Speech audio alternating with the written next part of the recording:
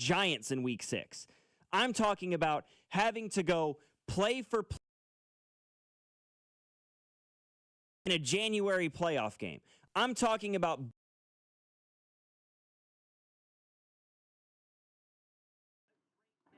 probably going to be a second-team All-Pro this year. That's the conversation that I'm having, and I just don't think he's got it. And frankly, he may not even have to go band for band with Josh Allen if they play Buffalo, because James Cook is the engine that is driving this Buffalo Bills team this year. And he's taking a lot of pressure off of Josh Allen, and they need him to with all the ankle issues that he's dealing with right now. I did see the report that the x-rays came back negative, so there's no broken bones or real structural damage to Josh Allen's ankle, but he's a little bit hobbled right now. 913-586-7965 is our number. More coming up. We're going to have Jordan Foote on with us at 11 o'clock today. Monday's football coverage is presented to you by Busey Bank. When they're focused on your success at Busey Bank, they've been building business and growing wealth since 1868. Logan Weber alongside Nathan Williams. Let's talk about the NFL as a whole, all right? Week 17 is almost complete. Well, who do we think is going to get the 1 seed? Who's going to win certain divisions that are still up for grabs, as well as the award race is coming down to the finish line finally. Who comes away with some hardware once the regular season is complete? That's next here on Cody and Gold, 96.5 The Fan. What's up, Chiefs Kingdom? It's Trent McDuffie. You're listening to Cody and Gold, weekdays 10 to 2 on your home for Chiefs football, 96.5 The Fan. Brought to you by Heartland Men's Health, the leader in men's sexual health. Thousands of men have been successfully treated for low T, ED, and more, all with discretion and compassion. Make your appointment at heartlandmenshealth.com. This new year, I'm planning a cozy night in with friends, great conversation, and an easy spread that still feels special. And Hy-Vee makes it effortless. It's my one-stop shop to get it all done with everything I need to make that perfect charcuterie board. They've got great cheeses and meats and olives and nuts and crackers and everything that I need, including bakery breads for dessert. I'll also swing by Hy-Vee's huge selection of wine and spirits, where their knowledgeable staff helps me find just the right pairing. Make one stop to ring in the new year, only at Hy-Vee.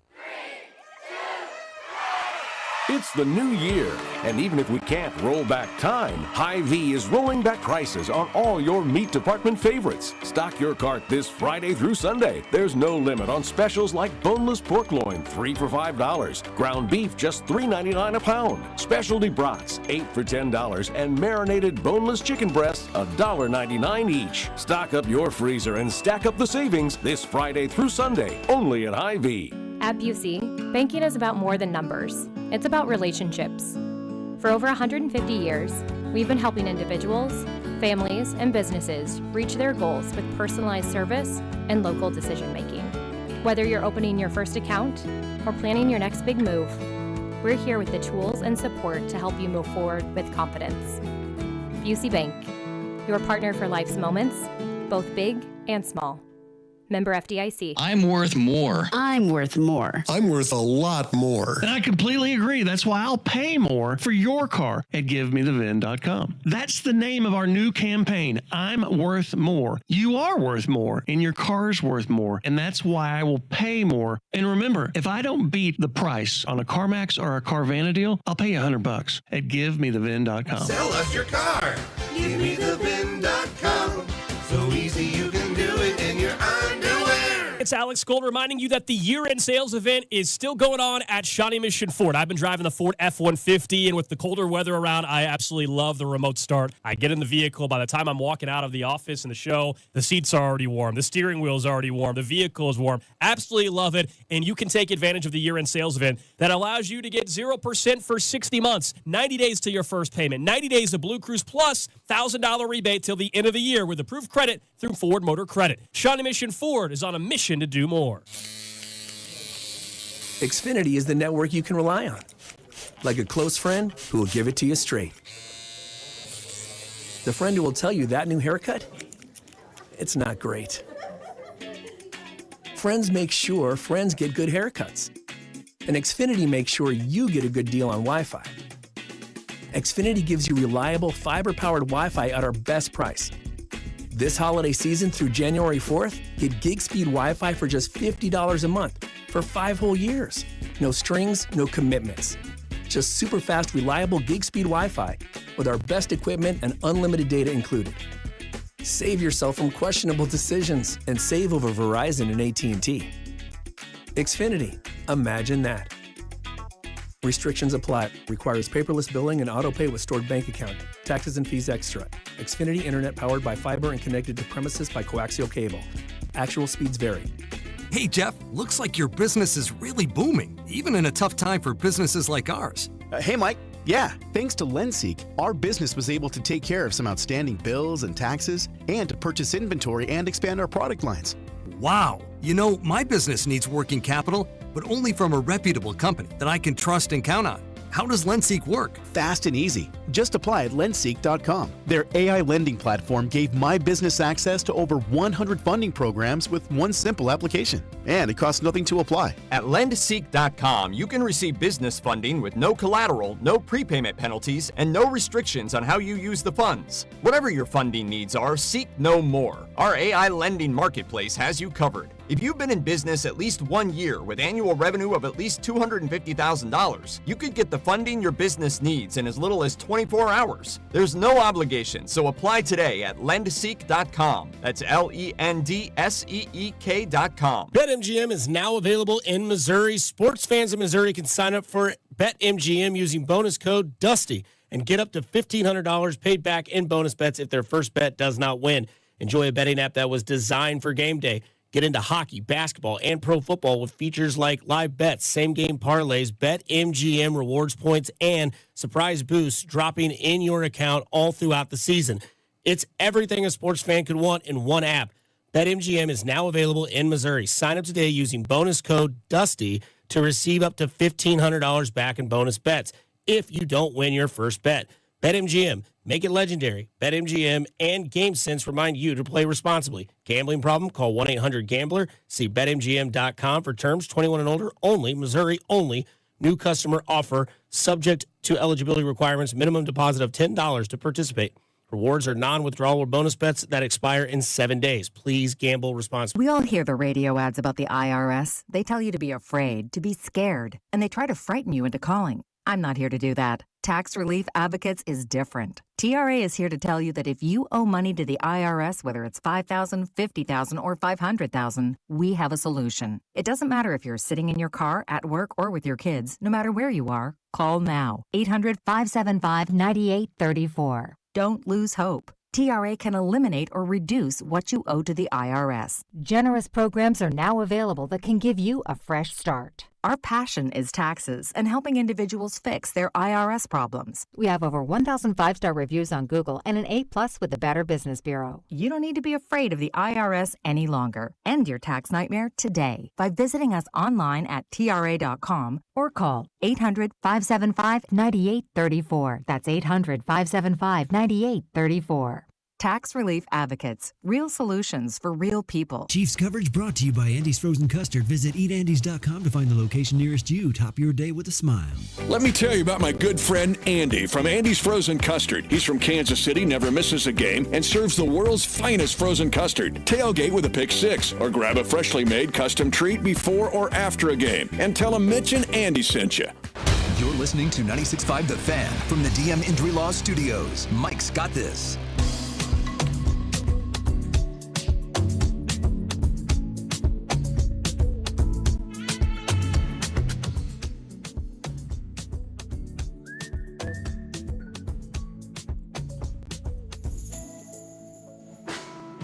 We have a game and a week left in the NFL regular season, and there's still some races, still some things to be hashed out across both the AFC and the NFC, not just in terms of seeding for the playoffs, but in terms of some division winners. And it's going to be a fascinating last week of the regular season to see how these things ultimately play out. Cody and Gold here on 96.5 The Fan. Cody, Alex, and Drew all out with it being the holiday season, hopefully enjoying their Christmas holiday as many of us did, as well as the New Year, which is coming up New Year's Eve, of course, on Wednesday into New Year's Day. So I'll be with you guys today and tomorrow. Nathan Williams is my producer for the show this morning as well.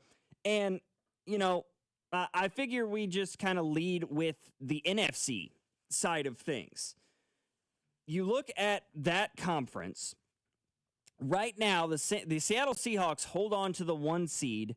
The Bears are the 2. The Eagles are the 3. Now, the Bears and the Eagles are in no way, shape, or form going to win the NFC. The Seahawks are at 13-3, so those guys being the 2 and the 3 seed has no bearing on who the 1 seed ultimately is. The 1 seed will reside in the NFC West. The race comes down to more or less 2 teams, right? Seahawks and the 49ers. Whoever wins this Week 18 game is going to win the NFC West. If the Seahawks lose, the Niners win the division. If the Seahawks win, they win the division. Kind of feel bad for the Los Angeles Rams, who could be sitting at, if they win tonight and they win next week, they're 13-4. But if the Niners win, they're the 1 seed, I believe, correct? Yeah, that's right. If there's a tie, I think the Seahawks are in anyway. So there's no way the Rams get the 1 seed, regardless of outcome. I don't feel bad for them. They should have beat Carolina. They could have not collapsed in Seattle. But there's a very real possibility if San Francisco wins this game, 3 teams in the same division go 13-4. That's crazy. We thought it was crazy last year when 2 teams had 14 or 15 wins in a division. But we could have 3 teams with, I guess, tied for the best record in football, depending on how things shake out in the same division. So, yeah, but yes, to answer your question, the winner of Seahawks and Niners will be the 1 seed. If it's a tie, it'll be Seattle. So the question becomes, who gets the 1 seed in the NFC? Is it the Niners or is it the Seahawks? More or less, we're asking, who do you think wins that Week 18 matchup between Seattle and San Francisco? I think it's San Francisco. I think that Kyle Shanahan has put together one of the more remarkable coached seasons that I have ever seen. With all the injuries that are riddled across this lineup, they've been without Brandon Ayuk and Jawan Jennings and Ricky Pearsall. They were without Brock Purdy for the better part of a month. They lost Fred Warner and Nick Bosa at the beginning of the year. And they've had injury upon injury across their offensive line. George Kittle has missed time. And I still think they beat Seattle next week, and they get the 1 seed in the NFC. A really, really impressive, maybe the best coaching Kyle Shanahan's ever done in his career, and that's saying quite a bit for a guy who's been to 2 Super Bowls. Yeah, I agree. And so for all the discourse we've had about, hey, if Josh Allen doesn't win it this year, when's he going to win it? Which, coming out of the AFC, I agree. Who's the other guy that Mahomes has tormented in recent years? It's Kyle Shanahan and the 49ers. They have to go through a much more loaded NFC class. Yeah, I think this is the year that they get their. If I had to pick a Super Bowl winner as of right now, it'd be the 49ers. I've been on the Rams train all year. They were my pick to represent the conference at the start of the season. But boy, this Niners offense right now with virtually like next to no wide receivers they're on fire, including like Kittle is banged up. Ayuk is just gone. They traded Debo. Like DeMarcus Robinson and Jawan Jennings are what they're working with right now. Yeah, Kyle Shanahan is in his bag right now. I'm picking them to win this Sunday to get the 1 seed, and I would pick them to go to the Super Bowl if I had to make a pick right now. Wow. I still am on the Rams train of things. I think that defense is extremely talented for such a young unit. Problem with a young unit is that things can falter on you, like what happened against Carolina. Matthew Stafford is having a remarkable year, and Devontae Adams and Puka Nacua are absolutely ridiculous. 2 really solid running backs. The offensive line is solid. I still lean towards the Rams being the team that represents the NFC, but I'm with you. I think the Niners are going to get the 1 seed in the NFC. And then on the flip side, the AFC comes down ultimately to the Broncos and the Patriots, albeit the Jacksonville Jaguars could still potentially get the 1 seed in the case of if the Broncos and Patriots both lose next week. Incredibly unlikely that happens. With the Week 18 slate, the Broncos are playing the Chargers, who, as we mentioned earlier, are likely to be resting a couple of their starters, if not a greater chunk of their starters, because their playoff seeding. That's going to be interesting. The Rams are in the exact same boat on the other side, where if you win, you could be the 5. If you lose, you could be the 6, but there's not really much difference. So how much stock do you put into the possibility of a home game in the AFC Championship? I think those teams might err towards resting some of their players. Yeah. Yeah, because, I mean, right now, the Bills play, like, in the AFC side of things, you talking about that with the Chargers, the Bills play the Jets. Okay, even if the Bills rest their starters, I still think they're going to beat the Jets.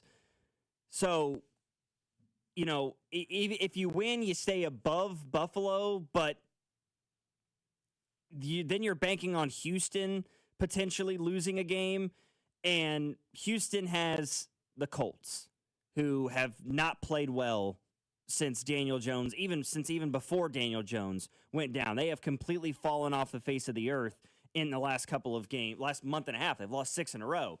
So at best, you're the 5. At worst, you're the 7, right? You're no threat of being eliminated from playoff contention.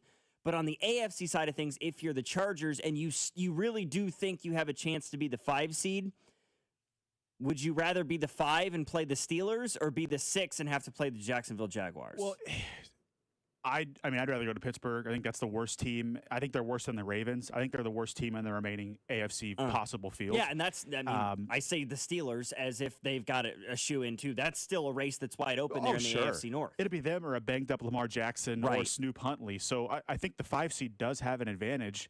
Not that Jacksonville is a scary place to go play. I guess the only thing that concerns me for the Chargers is, do we go all out? So we're not resting our players. We're not letting them sort of get a mini bye, because we know we're not getting the 1 seed. And then we still lose to Denver, end up as the 7 seed, turn around and have to go to Denver again next week in the wild card round. I don't know how much stock a guy like Harbaugh puts in, like, you know, the best play calls and the red zone play calls. You know, we all believe that Andy Reid sort of has some tricks up his sleeve. So like, to what end does John Harbaugh go all out from that respect as well? And I think the Chargers are going to choose to sort of play it conservatively. So all that to say, the Broncos, I think, are going to win the football game. But to get us back on track here, I do think they end up as the 1 seed. Yes, I'm in the same boat. So we both have Broncos and Niners as the 1 seed in each side of this of the NFL. Looking at specific division races, I just mentioned the AFC North. You know, right now the Steelers lead the division at 9-7, but it's not sewn up, right? These 2 teams actually play each other coming up this week. I believe is that the Sunday night or the Monday night game? Sunday night. Sunday night football. And the winner of the game wins the division. So, just like the conversation we were having about who gets the 1 seed in the NFC, Seahawks, Niners, with them playing this weekend, the winner of this game wins the division. Who you got, Steelers or Ravens? Yeah, it could have been a stinky slate, but we're going to have Panthers and Bucks Saturday afternoon for the division. We're going to have Seahawks and Niners Saturday night for the 1 seed. A whole bunch of nothing during the day Sunday, and then Steelers Ravens Sunday night. So the standalone games they're good. I'll give the NFL credit for that. I'm taking the Ravens in this game, even if it is Snoop Huntley, just based on what I saw from the Steelers yesterday. And the Ravens defense is nowhere close to the Browns defense. But I don't think the Steelers are going to be some sort, like, I don't think their offense is going to put up 30 points, for example, on Sunday night. So I think what I saw last Saturday from John Harbaugh is, I've learned from my mistakes, and even if it kills us, I will ride Derrick Henry until I can't anymore. So I'm going to feed him 30 times, let him get his 2 or 3 scores, and win a 20-16 type of ball game. Give me the Ravens Sunday night. I'm with you. I'm in the same boat. Yes, the Steelers' defense is absolutely more talented than the Ravens' defense, especially with all the injuries there in Baltimore. And agree with you again with the Browns having a better defense than what Baltimore is going to bring to the table. But I have questions with this Steelers team, with the reliance so heavily on Aaron Rodgers. Hey, surprise, surprise, I have issues with Arthur Smith's play calling. Why did you average 5.5 yards a carry yesterday and still threw it 40 times with Aaron Rodgers? I mean, Jalen Warren was running all over that field. 12 carries for 64 yards. You ran it 24 times. You threw it 40. And Aaron Rodgers had 168 yards. Well, Jalen Warren also, I think it was Warren on that final fourth down play, was wide open on that little route out of the backfield into the end zone. And Rodgers, who I give more of the blame, targeted MVS for a third straight time. Second and goal, MVS. Third and goal, MVS. Fourth and goal, MVS. And he didn't really look anywhere else. It's like he was trying to, and I know, everyone take a seat. We're going to be shocked that Aaron Rodgers was making a moment about himself and not about the team. But, like, it was almost like he was trying to go back to his, like, I have to hit a fade here to win the game. I'm still that guy. That's what I got from watching Aaron Rodgers. I do not trust him to make the big play anymore. Even how great that's crazy to say. He's had a fantastic career. I do not trust that guy in a big moment. So whether it's Arthur Smith, whether it's Aaron Rodgers, whether it's no DK Metcalf, whatever you want to say, that Steelers offense, I'm not putting stock in. Well, the Ravens are a worse defense than the Browns. I do not trust the Steelers offense at all. No, this is not 2016 Aaron Rodgers, right? This isn't even 2021 Aaron Rodgers, which is the last time he won an MVP. That was the 37-40 year, 37 touchdowns to 4 picks. I mean, look at the receiving for Pittsburgh in that game yesterday. Pat Freiermuth, 3 catches on 5 targets. Scotty Miller, 3 catches on 7 targets. MVS, 3 catches on 9 targets. Adam Thielen, 2 on 5 targets. Those are some of your leading receivers, and you are missing them left, right, and sideways. His best connection was with Jonnu Smith yesterday. 5 catches, 5 targets, 18 total yards. 18. Yeah, I think really setting the world on fire there.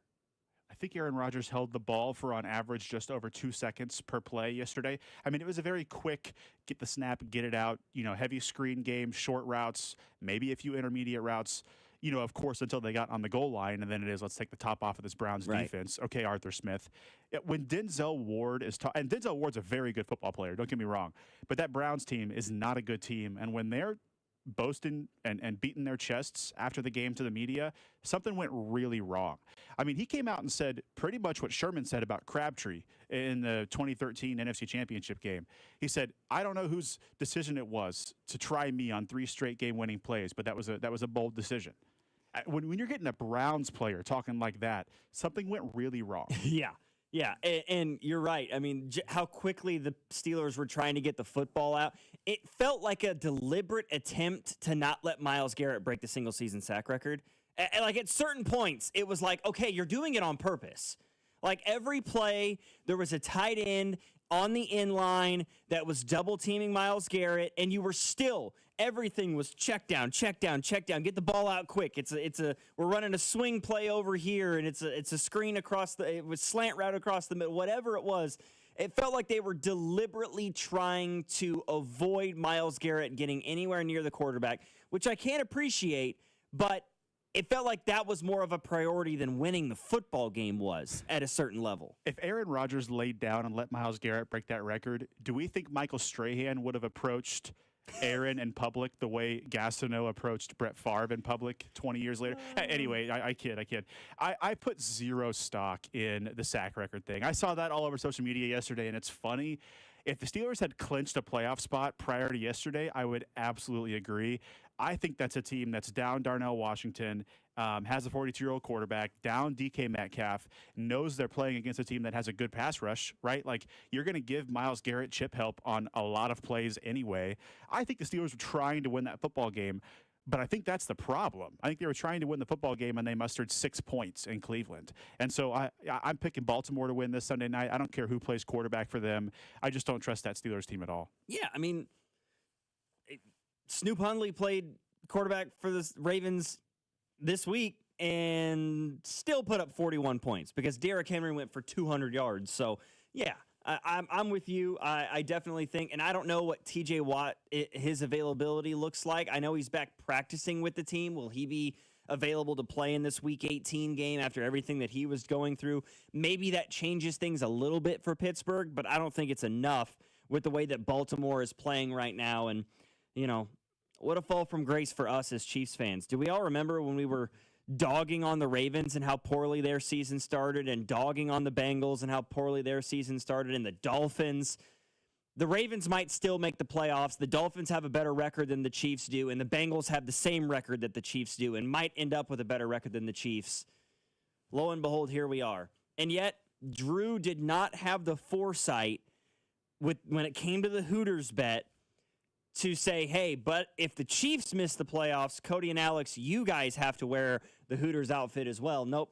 It's just the Chiefs are going to finish with a worse record than the Bengals are, and Drew's still going to have to wear the outfit. So is that happening next Monday? Do we know when that's happening? That's a great question, and one that we should definitely get to the bottom of, because I feel like the listeners need to prepare for this. They do, and that's the next day all three guys are in. So I don't know if they're going to announce on Monday and give them time.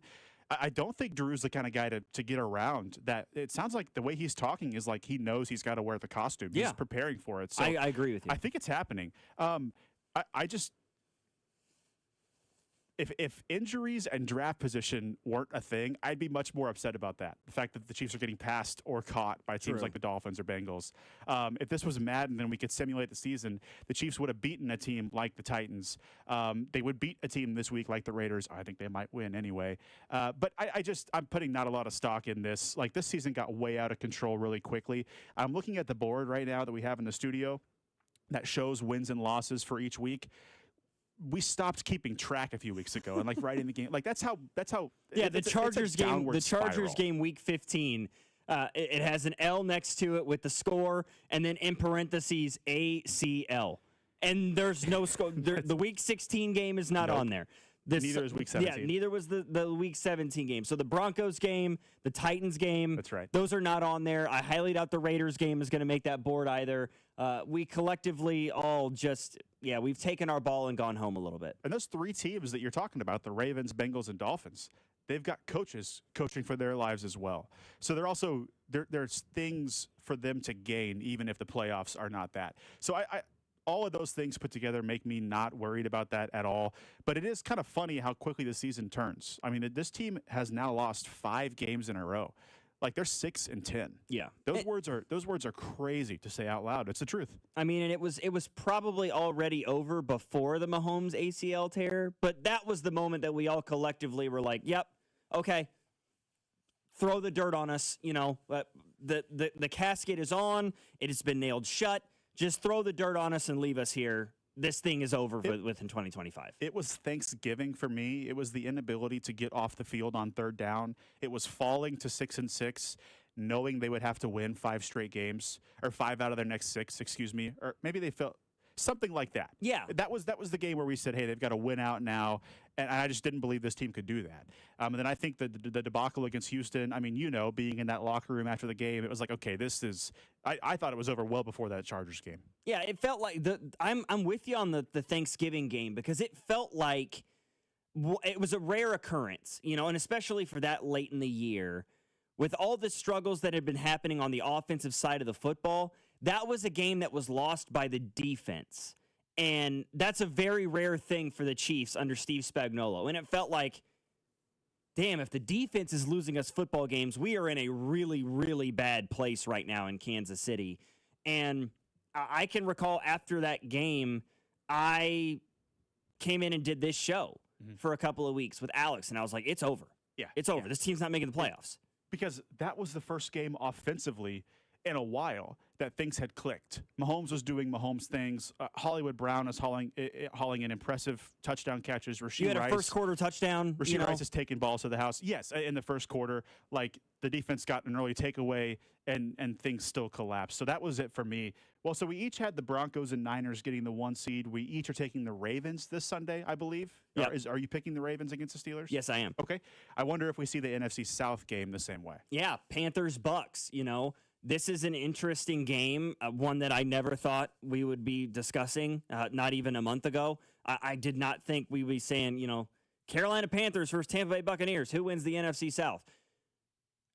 I think Carolina wins this football game.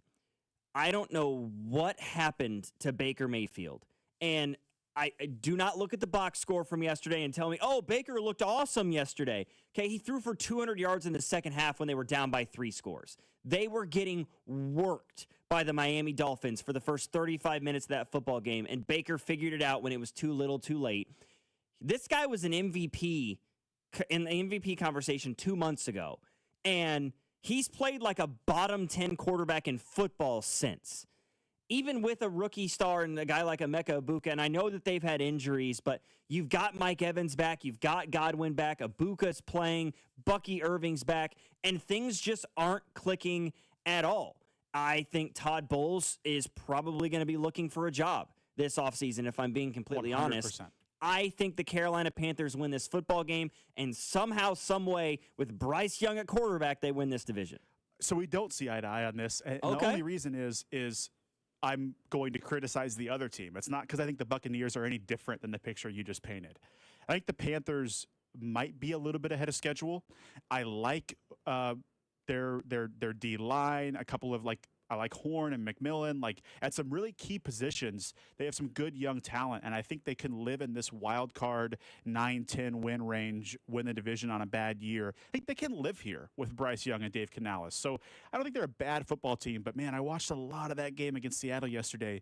That offense looked anemic for so much of that football game. So my ultimate conclusion is Week 18 for the division. Give me Baker Mayfield to make one more play than Bryce Young. That's it. I don't think the Buccaneers are salvaging anything. I think they're going to get worked by maybe 3 scores in the wild card round. I think Balls it's Todd Bowles, right? Yeah. Bowles. I didn't know if I said that correctly. I think he's looking for a job here in about 2 weeks. But I think the Buccaneers get sort of a last gasp something this Saturday and win the division. I think that, for no other reason, yes, the record struggles the last 2 months and the near collapse that the Buccaneers have endured is a big knock against Todd Bowles. I also think that expletive-ridden rant that he went on in the post-game press conference where he called out the team and calling out the offense for not playing well enough when his defense gave up 40 points was sort of an indicator of things are not. Todd Bowles is losing that locker room, and I don't think there's any question about it. 913-586-7965 is our number. Hey, shout out the NFL though for this. The scheduling for this week, Week 18, is picturesque. Putting Panthers, Bucks, and Seahawks, Niners as the only 2 games on Saturday, that's picture perfect scheduling right there. 2 division races coming down to the final week of the season. One's going to decide the 1 seed in the NFC and the division. Absolutely beautiful football to put together. I don't understand why Chiefs-Raiders is a late afternoon game. Might be the worst game of the week. I don't quite know. And then, being able to put together that Ravens-Steelers game as the Sunday night game, that's beautiful, man. Yeah, thanks the for flexing work was great. For the games we want to see in the right spots as well. Thanks for not putting Panthers and Bucks in a prime time 7 o'clock window. I'd rather see the race for the 1 seed than Bryce Young and Baker Mayfield duke it out to the tune of 15-13, right? I think the Chiefs-Raiders thing is just a time zone thing. The AFC West race is really just kind of wrapped up, and I think they are just keeping those divisions at the same time. It's going to be a great slate. I'm looking forward to it. Cody and Gold here on 96.5 The Fan. Logan Weber filling in for the guys along with Nathan Williams producing the show today. Coming up, we're going to have Jordan Foote on with us. He is a Chiefs writer for Heavy Sports, formerly of the Chiefs on Sports Illustrated. We're going to break down probably not the game on Thursday, but the offseason, because there's a lot coming up with this team that we need to discuss. That's next here on 96.5 The Fan, your home for Kansas City sports. You're listening to Cody and Gold. We're going to try to tickle your tonsils. Brought to you by Heartland Men's Health, the leader in men's sexual health. Thousands of men have been successfully treated for low T, ED, and more, all with discretion and compassion. Make your appointment at heartlandmenshealth.com. Prostate cancer. 1 in 8 men will be diagnosed in their lifetime, but early detection can save lives. That's where KCUC comes in. They're the premier center for urology and oncology, with over 50 elite providers and more than 20 locations across the metro. KCUC makes it easy to get screened fast in the comfort of an office, not a hospital. Schedule your screening today at kcuc.com. Don't wait. Come see Kansas City's largest, most experienced, and most advanced urology team. kcuc.com. At KCUC, you see the best in KC. The world's largest sportsbook at your fingertips has arrived in Missouri. Circa Sports is sports betting the way it should be. With high app limits, player-friendly pricing, and exceptional customer service, Circa Sports is better for the better. From football to basketball, college sports to pro, start betting like the pros in Missouri. Built for sports bettors by sports bettors. Download your new bookie today at circasports.com. Must be 21 or older. For problem gambling, call the Problem Gamblers Helpline at 1-800-522-4700. Chiefs Checking for Community America is for real fans. Because real fans know tap to pay is the ultimate play. Zero fees mean you win with ease. And big savings at the team store means you can score more. And who doesn't love scoring more? Community America is investing in helping Chiefs fans step up their financial game. Get started today at communityamerica.com. Member owned, open to all. Community America Credit Union, invested in you. Hey, football fans, picture this. You bet on your favorite player to score the first touchdown in the game, but his teammate scores instead. If this happens, BetMGM wants to give you another chance at the end zone. With BetMGM's second chance promotion, you'll get your stake back if your first touchdown scorer scores second instead. That's right. Bet on any pro football player to score the first touchdown of the game. If you're right, you win. If your player scores second, you get your stake back in cash. With BetMGM's second chance offer, you have a chance to keep the fun going after the first player crosses the goal line. Try a first TD score wager with confidence today. BetMGM. Make it legendary. BetMGM and GameSense remind you to play responsibly. See BetMGM.com for terms. 21 plus only. Kansas only. Existing customer offer. Subject to eligibility requirements. Rewards paid back in unrestricted withdrawable funds. Please gamble responsibly. Gambling problem? Call 1-800-GAMBLER. In partnership with Kansas Crossing Casino and Hotel. Every big play starts with a first down, and every financial future starts with the right partner. Main Street Credit Union is not-for-profit and member-owned, which means we invest in you with guidance that's clear, tools that make sense, and people who actually listen. We're here to help you move the chains. Whatever your next move is, auto loan, savings goal, or paying off debt, let's make it one play at a time. Visit mainstreetcu.org to get started. I'm Mitch Holtis, voice of the Kansas City Chiefs. Choosing the best doctor for your eyes is one of the most important medical decisions you'll ever make. Whether you're considering blade-free LASIK, all laser cataract surgery, and premium lens implants, or want a world-renowned doctor to help with your glaucoma, macular degeneration, dry eyes, or diabetes, trust my doctor, Dr. Steven Silverstein. Call Silverstein Eye Centers to make an appointment, 816-358-3600. Experience the best eye care in Kansas City. Need to sell your house in Kansas City but not sure where to start? Selling a home can feel overwhelming, especially if you're facing foreclosure, a divorce, an inherited property you don't want, or just need to move quickly. But you don't have to figure it out alone. Rex Buys KC is here to help. As a local home buyer, I understand the Kansas City market inside and out. My family and I live right here, so I know the neighborhoods, the trends, and the challenges homeowners face. That's why I take a consultative approach, helping you explore your options and find the best path forward. We buy houses in any condition, no need for repairs, no agent commissions, and no hidden fees. You'll receive a fair cash offer with a closing timeline that works for you. Whether that's in as little as 7 days or at your own pace, just a simple, hassle-free process designed around your needs. If you're ready to talk through your options, call me today at 816-330-6000 or visit rexbuyskc.com. Let's find the right solution for you. Rex Buys KC. Local, fair, and focused on you. I know that hiring can be challenging. You need someone to match your role perfectly. Well, now you can meet them fast on ZipRecruiter. Build your team, build it sooner. Meet your match on ZipRecruiter. Just head to ZipRecruiter.com/free right now to try it for free. That's ZipRecruiter.com/free. Meet your match on ZipRecruiter. Try it free.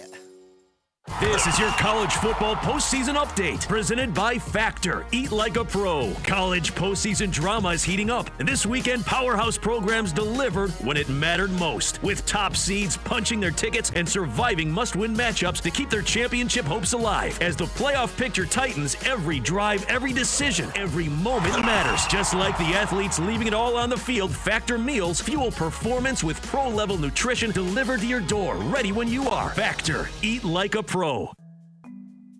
I'm Ed Evans, CEO of Consumer Cellular. Maybe you haven't heard about us. We're not one of the big guys. Truth is, we don't want to be. If you're over 50, Big Wireless has you paying for more data than you might need. Why? They might want you to cover the costs of younger people who do use all that data. If you're not using the data, you're probably being used. We've heard time and time again that some Big Wireless customers get stuck paying hundreds and even thousands more for years and years because they think it's hard to switch. Not with us. It takes just about 20 minutes and you can change your plan anytime without extra charges.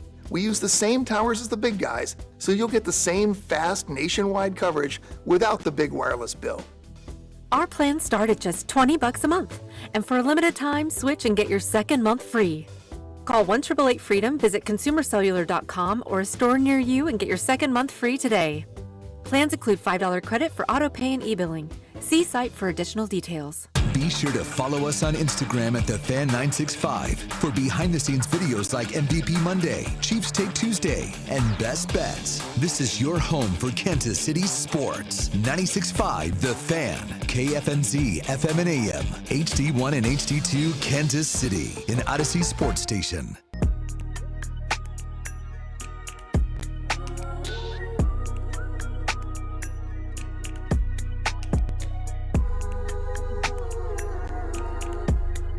After that Christmas Day loss, the Chiefs are now 6-10, one game remaining in the season against the Las Vegas Raiders. So everybody collectively is just looking forward to the offseason and what happens with this Chiefs team, because it is a massive offseason, potentially the biggest in Andy Reid, Patrick Mahomes, Brett Veach's tenure with the Chiefs thus far. And on the line with us now to break it down a little bit, to discuss a little bit of it, is Jordan Foote. He is a writer for Heavy Sports, formerly of the Chiefs on SI. He's a good friend of mine. Jordan, I mean, at this point, there's no real reason to talk about what's going on the field. So I feel like it's a better use of our time to sort of get ahead of the curve a little bit on what's going to be happening off the field in conference rooms and in meeting rooms this offseason, because the Chiefs have a lot of work to do with this roster. Yeah, no doubt. Anytime you get, 9 or 10 first downs on that Christmas Day game, there's just not too much to talk about. And given the Raiders' experience over the weekend and how much they need that number one pick, I think we're going to see a generational tank-off type battle to close out the season. But the Chiefs, they're locked into what's going to be, if you're a Chiefs fan, hopefully the best pick, or I guess worst pick, depending on how you want to look at it, of the Patrick Mahomes era. You're anticipating them not getting a pick this high in the first round of the NFL draft for do some damage with that, but also this team needs a little bit more than just one draft pick. They're going to have some key free agent decisions to make. There might be a trade that perhaps divides the fan base on Twitter. I know that everyone has been in off-season mode for a few weeks now, and everyone's kind of doing their mock off-season, mock draft, mock trade simulations, all of that good stuff. It's going to take a little bit to get this team back to where it was. Now, they do have the hard part figured out in the quarterback position, and I think that Patrick Mahomes will be just fine coming off the ACL, but you do want to do your best if you're the Chiefs to insulate the roster and make life a little bit easier for him next year.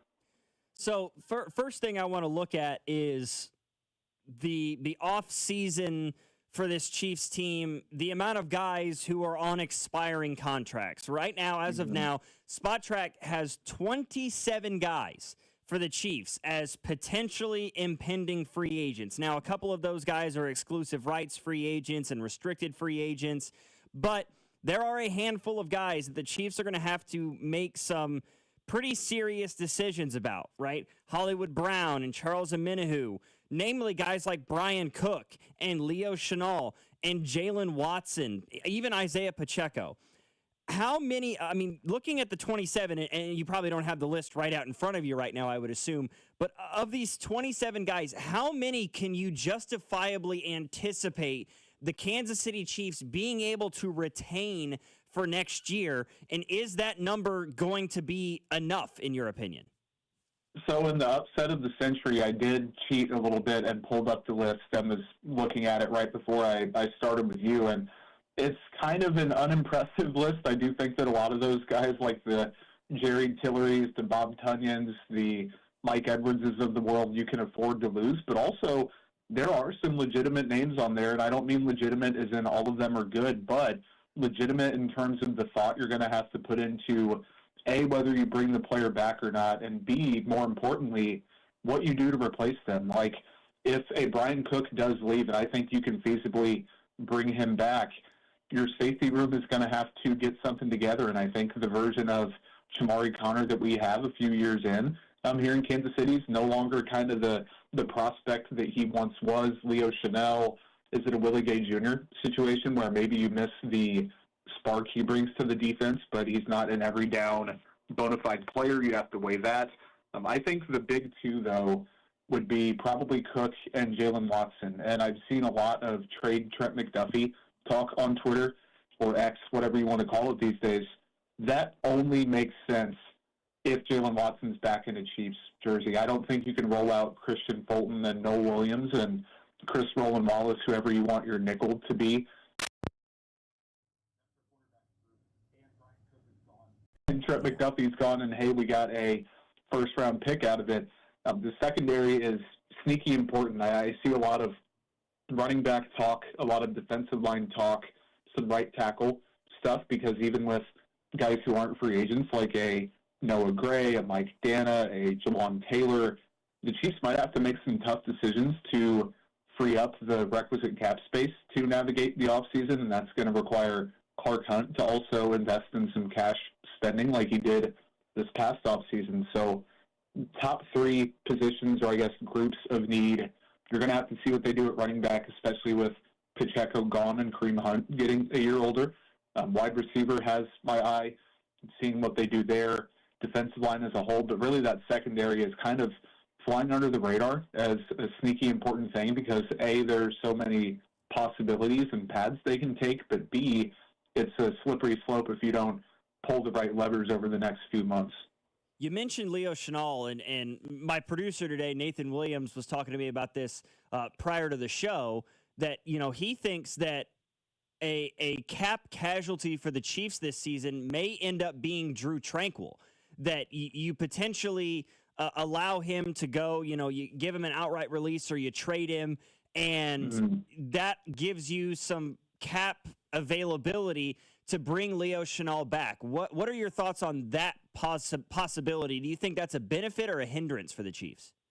I can see it happening because Tranquill is now on the wrong side of 30, I believe, and they're going to get only $1.5 in dead money to part ways with him this offseason. You're saving $6 million against the cap. So could that $5 million or $5.5, whatever the number is, can that go towards directly extending Leo Chenal and saying, okay, let's get a 3-year, I don't know, $24 million deal done, something like maybe what they did with Mike Dana when he was extended? I think that's possible, but also Leo Chenal is extremely difficult to get a true read on his market. Like, he is a Willie Gay Jr. spark plug type player. I don't think that he's an every down linebacker. I don't think he's the same type of player as Drew Tranquill. Now, is that ruling out projecting him to be that? Absolutely not. I think that the athletic profile is there. He's fantastic downhill. The coverage grades are always good regardless of the sample size. So I could see it. Now, I do think that if you lose Drew Tranquill, you're going to have to replace him with a different player. Is that going to be Jeffrey Bassett? Like, do they have that solution in-house? That's possible, but I kind of have a weird feeling that of all the cap casualties they have, Tranquill probably sneaks through and makes it back for one more year, but I'm not implying that that's definitely the right move to make. So, I mean, you say he may not be one of the cap casualties.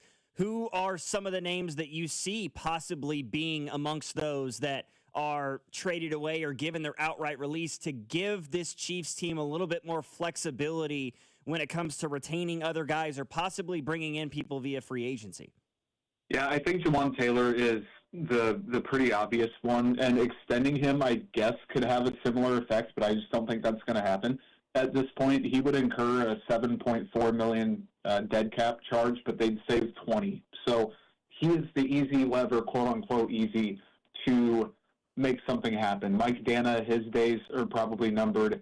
I do think that the Noah Gray decision is interesting because when he signed that deal, most people were okay with it and said, okay, well, worst case, he could probably be a bottom 5 tight end 1 and get you by if Travis Kelce retires. Then he comes back and just the stats regressed. He didn't look nearly as athletic as he did, which wasn't elite to begin with. He regressed across the board. Now you're thinking, okay, well, maybe something has to happen there. Maybe they dip into not getting rid of George Karlaftis, but restructuring that contract they just did. Seeing what they could do with Chris Jones. You can only kick the can down the road so much, but looking across what they have, the easy button, quote unquote, is to do something with Jawan Taylor, probably a cut. I don't think that he'd quite have enough of a trade market to make something happen, and then you kind of trickle down to Tranquil being possible, Mike Dana, I would say, being likely, Noah Gray being on the table. They have some moves, but at the end of the day, you're going to have to make restructures. You're going to have to revisit the table with Patrick Mahomes, and he already has some pretty crazy cap hits coming up. So I don't envy the job Brett Veach has to do, but also you're kind of paying the price for, my money, the best run in the history of the sport over the past 6 or 7 years. Yeah, the Piper, you got to pay him eventually, right? And, looking at the draft in April, the mocks are out in full force right now, and that's to be expected with the season going the way that it has so far. Chiefs are holding on to the 9th pick as of this moment, and I'm curious from your perspective, who's the player, what's the position that you think the Chiefs should attack with the 9th overall pick? I am of the opinion that it should not and cannot be running back, but I'm curious if you agree or disagree with that. I'm extremely infatuated by this. And the Falcons, of course, play the Rams tonight, and the Rams own that pick. So regardless of what happens, they're going to be getting a pretty premium one. The Falcons and Saints play next week, and I believe Cincinnati has Cleveland. So, the teams that the Chiefs are directly competing with don't exactly have crazy matchups to end the year. But even if they end at 9 or 10 or 11, or somehow I think there's a very, very slim chance that they end up with 8, they're going to get their pick of a really impressive player. Now, the Jeremiah Love thing I get in a vacuum, but then every time you peel back a layer of that onion, it makes less and less sense. I think your real solution is spending a little bit of money on a Rico Dowdle, Ken Walker. Maybe you go to the Breece Hall sweepstakes, and yes, you are paying more money up front, but you're getting a more proven commodity, and I think you're not relying on a rookie with that premium of a draft pick. So then you just go position by position. Is it Jordan Tyson from Arizona State at wide receiver, and you kind of look over some of those injury things? Is it Mekhi Lemon from USC, who I think is a kind of Chiefs-style player? Carnell Tate is the obvious one at that position, but just not sure he's going to be there. Kenyon Sadiq, the tight end from Oregon, has got a bleep ton of buzz just as a potential heir to Travis Kelce, successing him if he does retire. But I have my eyes on the defensive line, Logan, whether it's Peter Woods from Clemson. I'm really high on him. You go to the edge spot, Keldrick Falk from Auburn, I'm personally not too high on him. Reuben Baines seems to have the biggest range of outcomes. Some podcasts and analysts have him maybe as an early day 2 pick. Some people still think he's a top 5 to 10 guy. And then owing to Patrick Mahomes' alma mater, David Bailey is a really fun prospect, and I think it's a good year to need a defensive lineman at the very top. The Chiefs just so happen to be pretty close to that range this year, and I do think that whether it's on the inside or the outside, you have to give Chris Jones some help and also maybe even plan for the eventual life without Chris Jones. This is Jordan Foote. He is a writer for the Chiefs with Heavy Sports, formerly of Sports Illustrated. Jordan, appreciate you taking the time this morning, my man. As always, especially, last minute getting a hold of you. Really enjoy talking. Yep, have a great holiday, buddy. Thanks a lot. Appreciate you very much. Again, Jordan Foote of HeavySports.com. You can go check him out there. He's been a longtime writer and reporter for the Chiefs, good friend of mine. Always enjoy being able to have him on. And, the conversation about Jeremiah Love and taking a running back in the top 10, we will absolutely be revisiting that topic, although I can see on Nathan's face already he is not super excited about the idea of talking running back, but it's what people are throwing around all the time. I've looked at 3 mock drafts this morning, Nathan. They all have the Chiefs taking Jeremiah Love 9th overall. In what world would we waste a top 10 pick on a running back? I don't care if that running back is Saquon Barkley or Derrick Henry. First of all, the Chiefs have not identified successfully running backs in the draft, in the Brett Veach era. I love Isaiah Pacheco. He has definite, fatal flaws to his game, right? He flamed out pretty quickly, and, the injuries accelerated that, of course. But, every significant asset the Chiefs have spent on running back under Brett Veach has not hit. I mean, Jerick McKinnon is probably the most successful bang for your buck they've brought into this room since the Kareem Hunt pick in 2017. I just don't trust this regime, first of all. Now, I think Jeremiah Love would be the clear, by far and away, selection in that range. So I don't think they'd mess this one up in terms of running back talent. Look, I don't plan on the Chiefs drafting anywhere near the top 10 for the next half decade under Mahomes and Andy Reid. There are 2 options. One is a bona fide pass catcher, a number 1 target for Patrick Mahomes. And that can't be a gadget slot type guy. It must be a possession type receiver, or I'll hear you out on Kenyon Sadiq from Oregon, like Jordan mentioned, or a pass rusher. Those are the only 2 options. Yeah, I definitely, I loved him mentioning Peter Woods. Now, the thing that scares me about the possibility of a guy like a Peter Woods is you're going to have to hope that he falls to you, because I think he's a top 5 talent. I think Peter Woods out of Clemson is a dominant interior force. He is a Quinnen Williams type. He is a big-bodied, large 2-gap eater of an individual who has some pass rushing skills. The problem is you're hanging your hat on the possibility of him falling to you at 9, which I don't know if is a true possibility. I like Sadiq out of Oregon. I just don't know if he's a top 10 pick. I don't know if he's that level of talent. It's going to be fascinating to watch it all unfold, and we'll talk more about it here later on. But for the moment, I'd like to get to the trash of the day. Trash of the day. This is absolutely ridiculous. The things that people spend their money on is boggling to the mind. I saw this story yesterday from the Associated Press. The headline is, last U.S. cents sold at auction for $16.76 million were worth a pretty penny.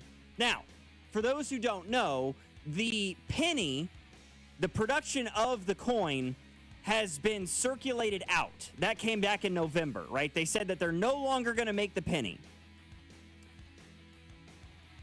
At auction last Thursday, the U.S. Mint sold 232 3-cent sets of pennies for $16.76 million.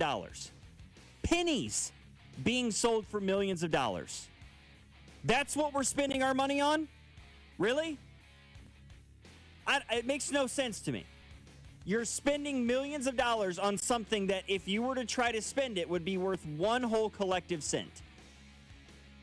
In this economy, it couldn't be me. I mean, it literally couldn't be me because I don't have access to those sorts of funds.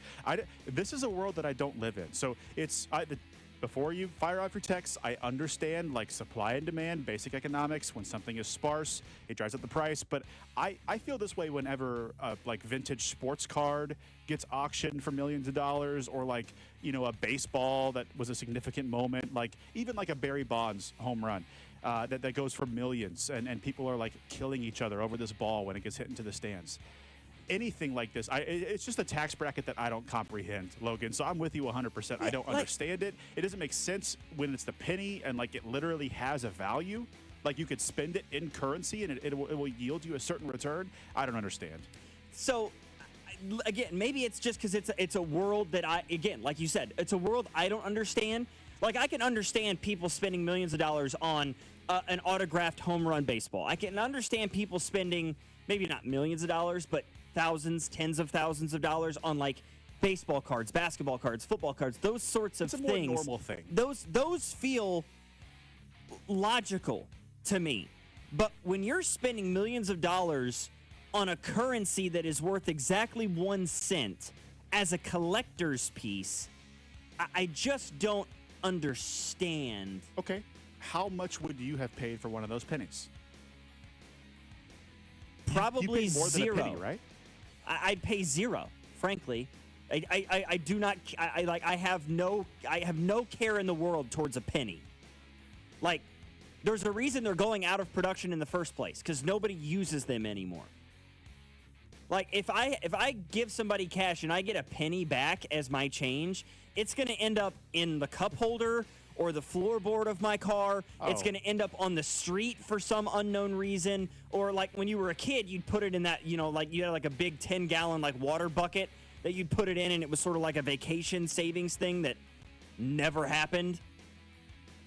I just don't, I can't wrap my mind around $16 million for a set of pennies. I'm that way with any coins. If you hand me coins back, it's going in whatever little jar, donation jar, tip jar, whatever little fund you have on the counter at your gas station or restaurant. I'm not carrying quarters around on my person either. Right? I yearn for the day where coins were actually worth something. Yeah, exactly. Like you're just not pulling them out of your pocket and scraping them together anymore like you used to. It just, no.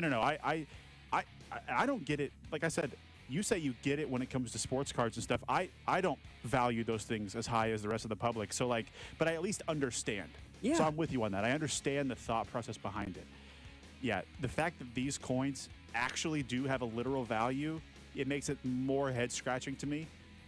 And also, what's preventing the penny from being produced again in the future? Maybe I just don't know that much about the situation, but, couldn't this always be undone?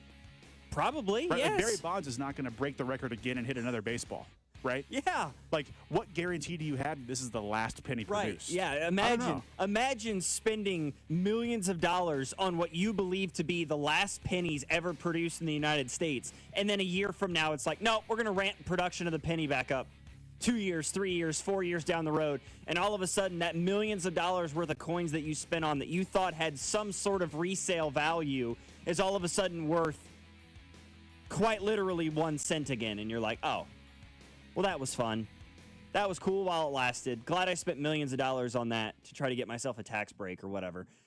913-586-7965. The Chiefs Red Half Hour is coming up next. We've got some conversations to be had. We already visited it a little bit with the Chiefs having the 9th overall pick.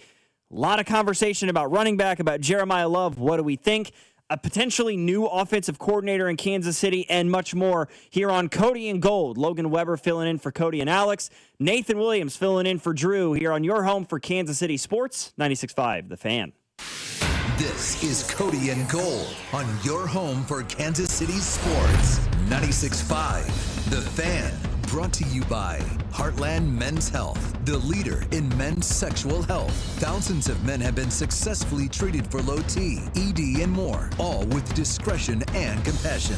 Make your appointment at heartlandmenshealth.com.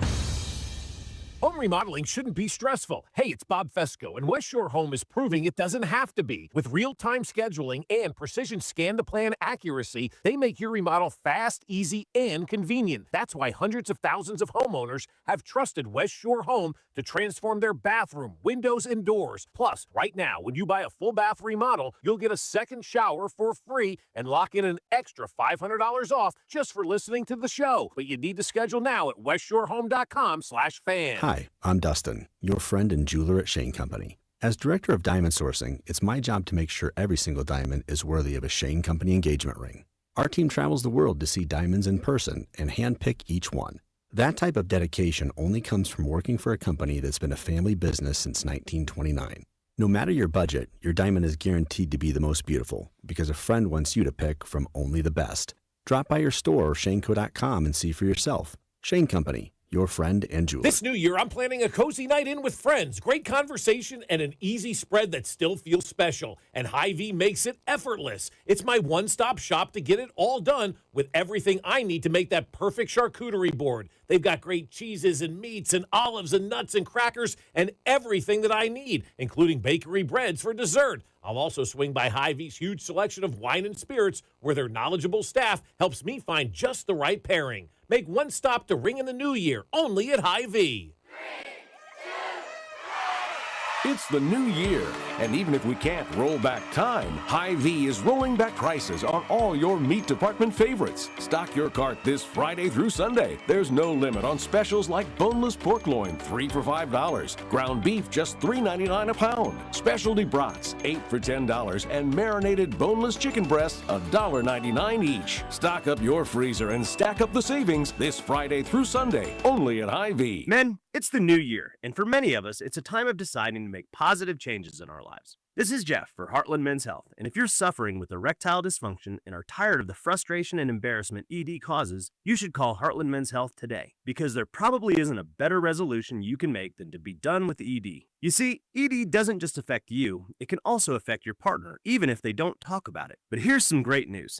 If you're like most guys, the treatments at Heartland Men's Health will give you back your sex life, because our protocols have success rates that work in well over 90% of cases. Seriously, you might even find you're performing like you haven't in years. So, make an appointment and get ED out of your life. Your initial visit is only $99 and includes blood work, a medical consult, and if medically advised, a test dose. And if that test dose doesn't work in the office, your visit is free. Call 844-447-6600 or go to heartlandmenshealth.com. That's heartlandmenshealth.com. We have 3 offices, Overland Park, Independence, and North Kansas City. It's Alex Gold reminding you that the year-end sales event is still going on at Shawnee Mission Ford. I've been driving the Ford F-150, and with the colder weather around, I absolutely love the remote start. I get in the vehicle. By the time I'm walking out of the office and the show, the seats are already warm. The steering wheel is already warm. The vehicle is warm. Absolutely love it, and you can take advantage of the year-end sales event that allows you to get 0% for 60 months, 90 days to your first payment, 90 days of Blue Cruise Plus, $1,000 rebate till the end of the year with approved credit through Ford Motor Credit. Shawnee Mission Ford is on a mission to do more. I'm worth more. I'm worth a little more. I'm worth a lot more. I completely agree. You are worth more, and your car's worth more, and we want to pay more at GiveMeTheVin.com for good cars, because they are worth more, and so are you. And remember, if I don't beat the price on a CarMax or a Carvana deal, I'll pay you $100. For top price, trust, and ease of transaction, GiveMeTheVin.com, America's best car buyer. Sell us your car. GiveMeTheVin.com. So easy you can do it in your underwear. Hi, I'm Maria, salon owner. You know the jingle. Now discover the facts about Ozempic, a GLP-1. There's only one FDA-approved Ozempic, made by Novo Nordisk. Learn about the real thing. Talk to your healthcare professional today. Call 1-833-OZEMPIC or visit Ozempic.com to view the medication guide and to learn more about Ozempic. Semaglutide injection 0.5, 1, and 2 milligrams.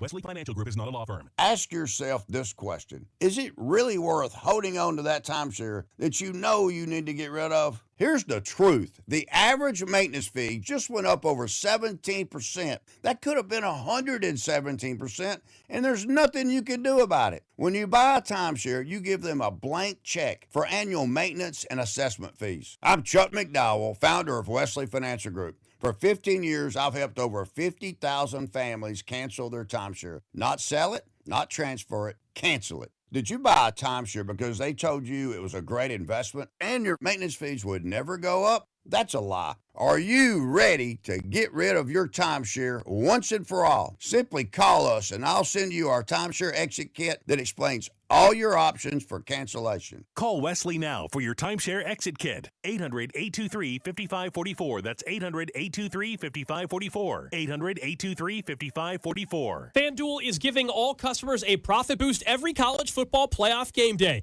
That means more chances to level up your picks and turn big moments into even bigger wins. Ride with the favorite. Take a shot on the underdog or build a parlay, then apply your profit boost and go for bigger winnings. FanDuel's the best place to get into the football action all playoff long, and when you win, you'll get paid instantly. So visit FanDuel.com/local to get your college football playoff profit boost today. FanDuel Sportsbook is the official sportsbook of 96.5 The Fan. 21 and present in Kansas. Opt-in required. Bonus issued as non-withdrawable profit boost tokens. Restrictions apply, including any token expiration and maxed wager amount. See terms at sportsbook.fanduel.com.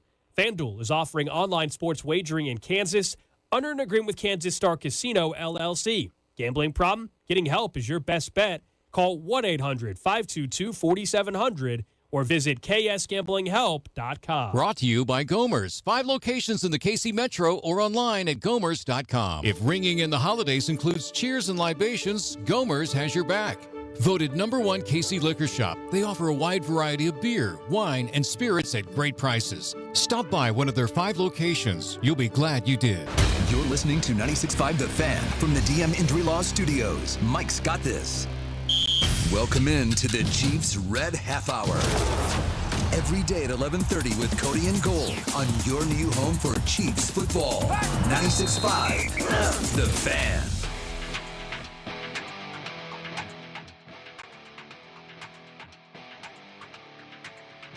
Chiefs Red Half Hour here on Cody and Gold. Logan Weber alongside Nathan Williams. The Chiefs Red Half Hour brought to you by All Weather Decks, Kansas City's most respected deck builder. Right now, the Chiefs are holding on to the 9th overall pick.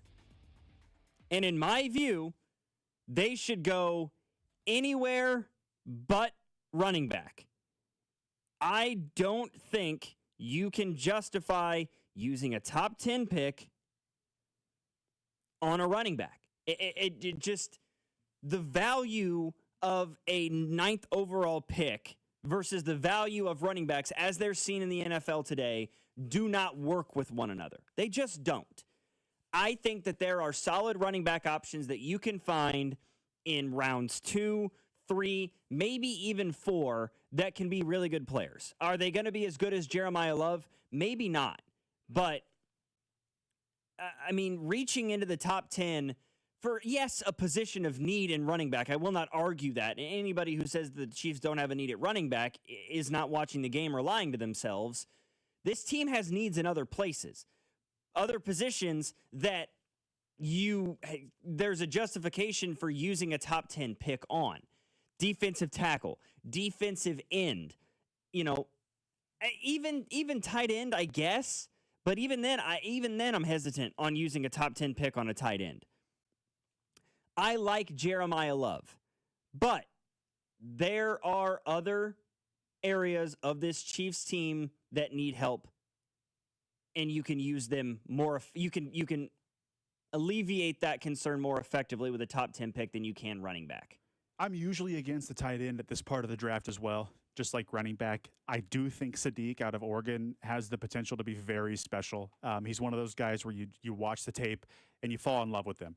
He'll be out there on New Year's Day against Texas Tech in the college football quarterfinal. Looking forward to that one. The good thing is, well, it's usually not a good thing. We act as though the draft and free agency happen at the same time, right? You don't know what's going to happen in the draft, so you can't bank on we're going to get this position when you're filling out your team in free agency. I would therefore rather not bank on a skill position player being there. I'd rather go sign a veteran wide receiver, either bring back Kelsey or sign a veteran tight end, sign a veteran running back, and plan on taking best available on the D-line. There's way more to it than that. I understand Spags has a long list of traits that he wants in his D linemen, especially his edge rushers. We don't know. We don't know if Woods is going to be there or Bailey or Jordan Foote mentioned Bain out of Miami. We don't know. Tyson, Tate, Sadiq, heck, Jeremiah Love might be gone when the Chiefs pick. You just don't know how it'll fall out. I think the safest bet is to take an edge rusher, to just bank on taking someone on that D-line. I think that's the best team-building pick as well. I think that D-line room is worse than the wide receiver room right now. But I think you can go into the draft flexible, especially if you do like Kenyon Sadiq. The one thing you can't do is pick a running back. You just can't. No. And, I'm looking at, and again, I give So I give people grief sometimes, and I have over the last couple of weeks of people getting into the mock draft season way too quickly. But looking at and I've said this name before on After Hours, and I guess I'll say it on this show as well. I really, really like Emmett Johnson out of Nebraska. And I don't say that lightly. Anybody who knows me knows that I am arguably the biggest Iowa Hawkeye fan you will meet. So me saying something complimentary about a Nebraska Cornhusker carries some merit in my view. Emmett Johnson, I think, is a really good running back. And I think that he's a really good fit for what the Chiefs want to do. Because Nebraska runs under Matt Rule, it's a very West Coast zone blocking sort of scheme where running backs need to have the ability to exhibit patience in the backfield, to wait for holes to open up, to read their blocks well, take cutback lanes if there's an opportunity present, and even catch the ball out of the backfield a little bit. Emmett Johnson can do all of those things. I watched Emmett Johnson run for 200 yards on Iowa's defense back on Black Friday. And Iowa has a top 10 rushing defense in college football every single year. I went back and I watched a couple of hours of his tape. Really, really impressed with him. He's a younger back in this draft class. He's a true junior who's coming out. He's 21 years old. And this year was really his only year of true usage at Nebraska. Looking at his college stats over the course of his career, he had 250 carries this past year with the Cornhuskers, but he only had about 200 in the 2 previous years before that. So not a lot of wear and tear on the tires. He led the Big Ten in rushing this year, and he can catch the ball. He had 46 catches for 370 yards for Nebraska this season as well, an average of about 8 yards per catch. He's got decent size for the running back position. I think he is capable of being a 3-down back in the National Football League. At 5'11", 200 pounds, and you can get him in the 3rd round if you're the Kansas City Chiefs, especially if you're looking at a top 10 pick in each round of this upcoming draft. You can nail a guy like that in the late 60s, early 70s of the NFL draft, and I don't think is he going to be as wow a guy as Jeremiah Love? Maybe not. But Jeremiah Love has been used a lot for the Notre Dame Fighting Irish over the last 2 years. I think a guy like an Emmett Johnson in the 3rd round makes a ton of sense.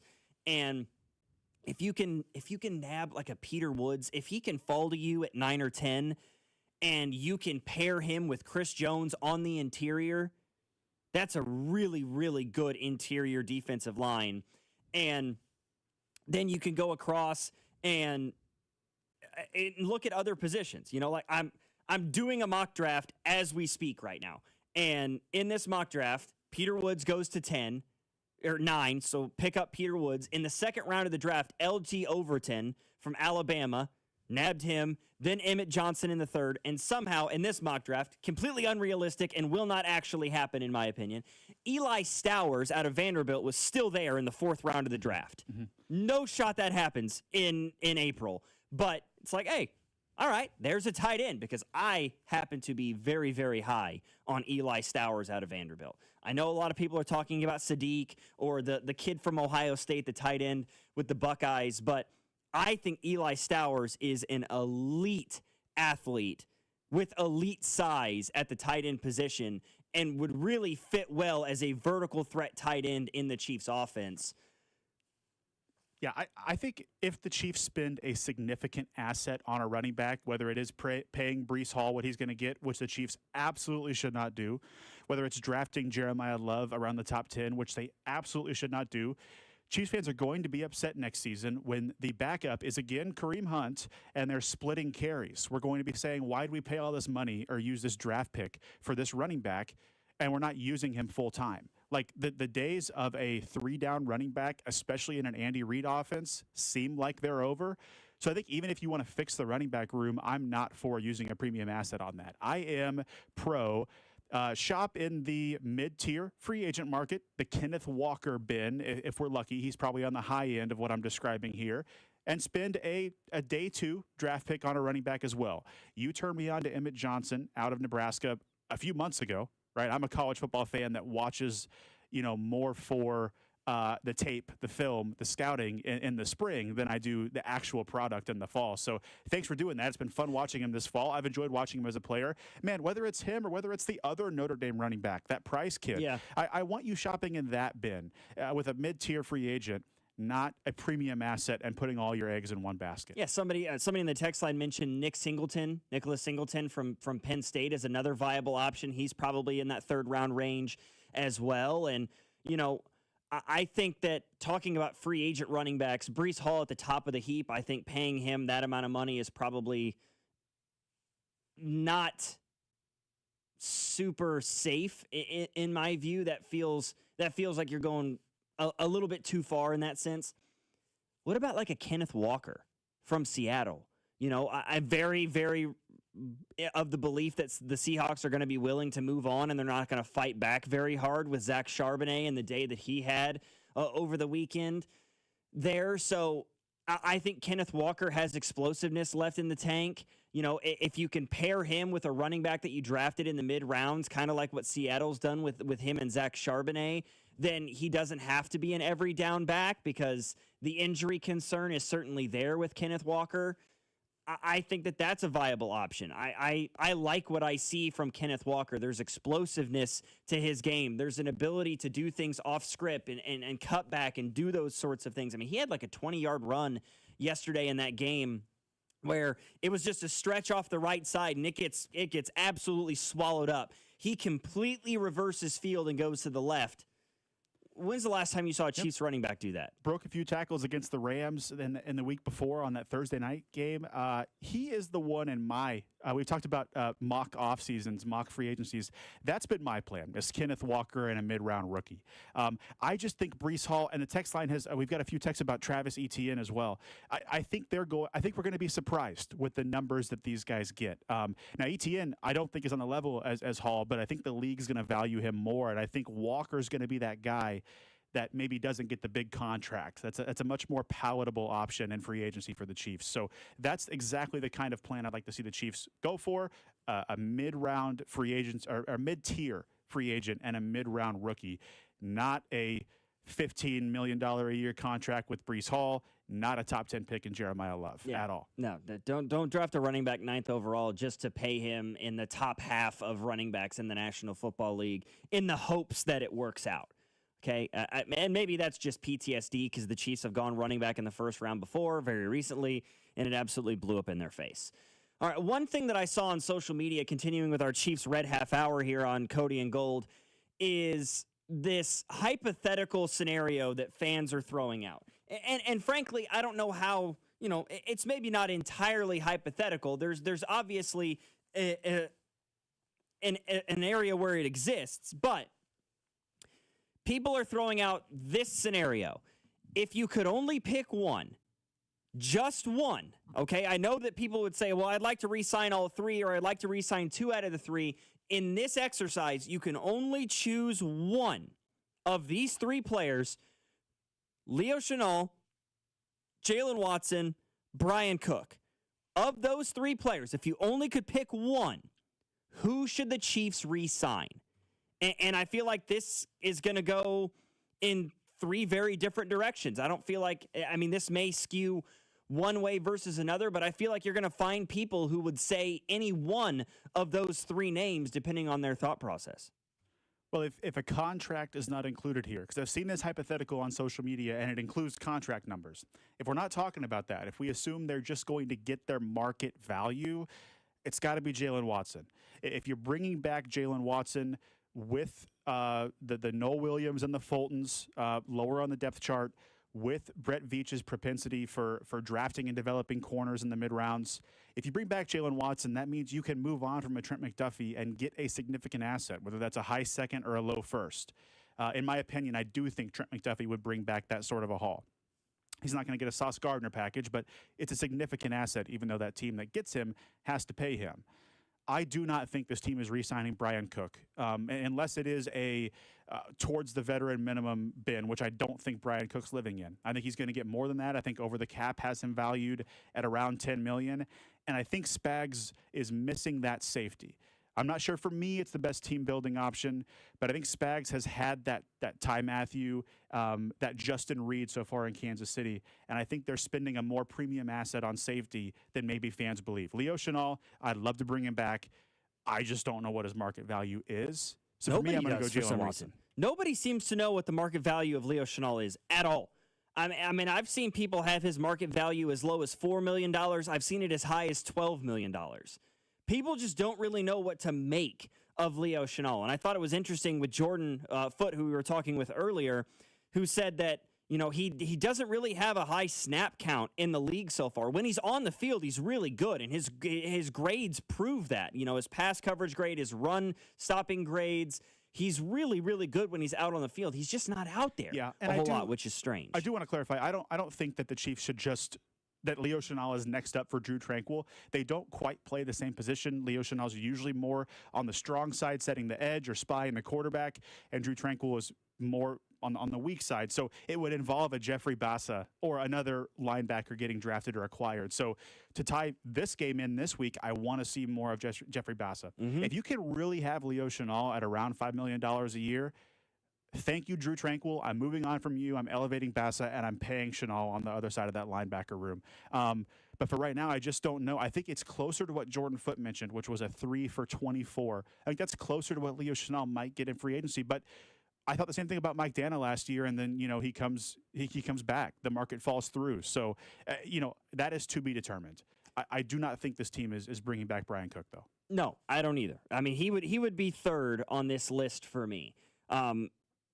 Frankly, I like Leo Chenal as a player better than I do Jalen Watson, but I have to say, from a value standpoint and what it could mean for the opportunities and availabilities for the rest of the team, if I had to just pick one, I'd probably pick Jalen Watson. Like you said, signing Jalen Watson, or re-signing, I should say, Jalen Watson to a longer-term deal, a 3 for 45 or what have you, allows for you to trade Trent McDuffie, who after next year is going to want to be, and rightfully so, among the highest paid corners in football. And that's not something that the Chiefs have ever been willing to do with anybody in the past. And for a guy who is a really good outside corner, but certainly fits the scheme as a slot corner much better.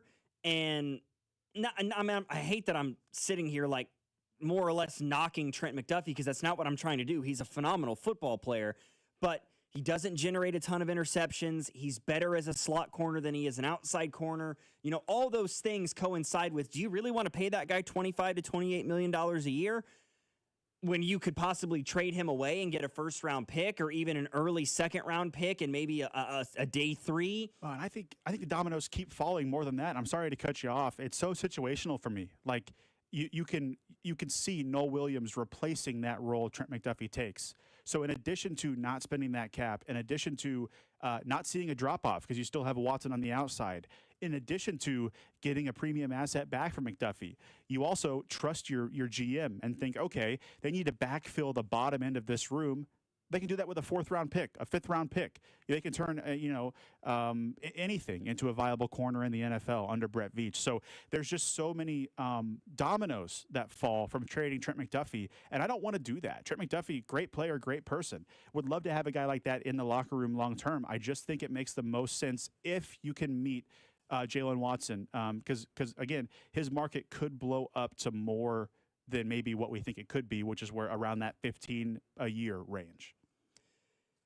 Last thing I've got here for our Chiefs Red Half Hour, just really quickly, it's been unveiled over the last couple of weeks, something that wasn't discussed a lot of. I think most people were just talking about fire Matt Nagy, but many of us now under the realization that his contract is set to expire at the end of the year, right?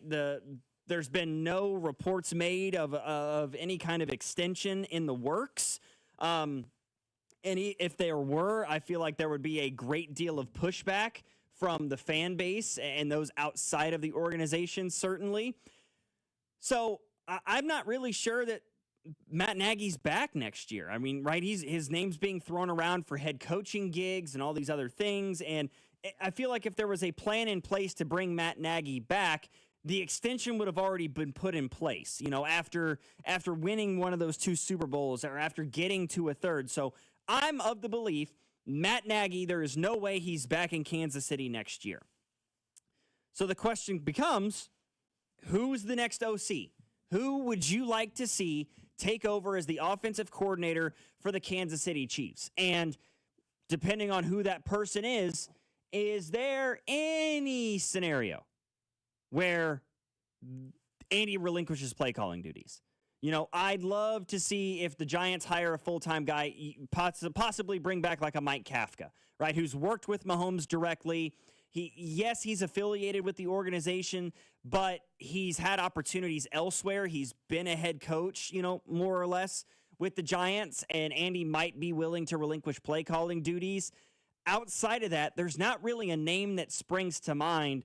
Maybe like a Cliff Kingsbury, right? I mean, that's a name that's out there, right? After the success he had in Washington last year, they've sort of sputtered this year, and you got the relationship with Mahomes. Somebody says Mike McDaniels, but I don't think Miami's going to fire him, to be honest. They have absolutely outperformed over the last 2.5 months after the struggles early in the year. Yeah, you're right. I'm sure we'll get more into this. I know we're up against the break, and we do have Andy Reid live at noon. But Cliff Kingsbury is the name for me, and we can touch on that later. Absolutely. 913-586-7965 is our number. Cody and Gold here on 96.5 The Fan. Logan Weber, Nathan Williams. We got Andy Reid and his weekly Monday presser next here on your home for Kansas City Sports. What's up, Chiefs Kingdom? It's Trey Smith. You're listening to Cody and Gold weekdays 10 to 2 on your home for Chiefs football. 96.5 The Fan. Brought to you by Heartland Men's Health, the leader in men's sexual health. Thousands of men have been successfully treated for low T, ED, and more, all with discretion and compassion. Make your appointment at heartlandmenshealth.com. Football season is in full swing, and however you like to get on the action, you can do it on Underdog. Right now in Missouri. This season, you can make team picks and player picks. Just download the app, sign up, and you'll get $75 in bonus entries when you make your first $5 fantasy entry. Using Underdog is easy.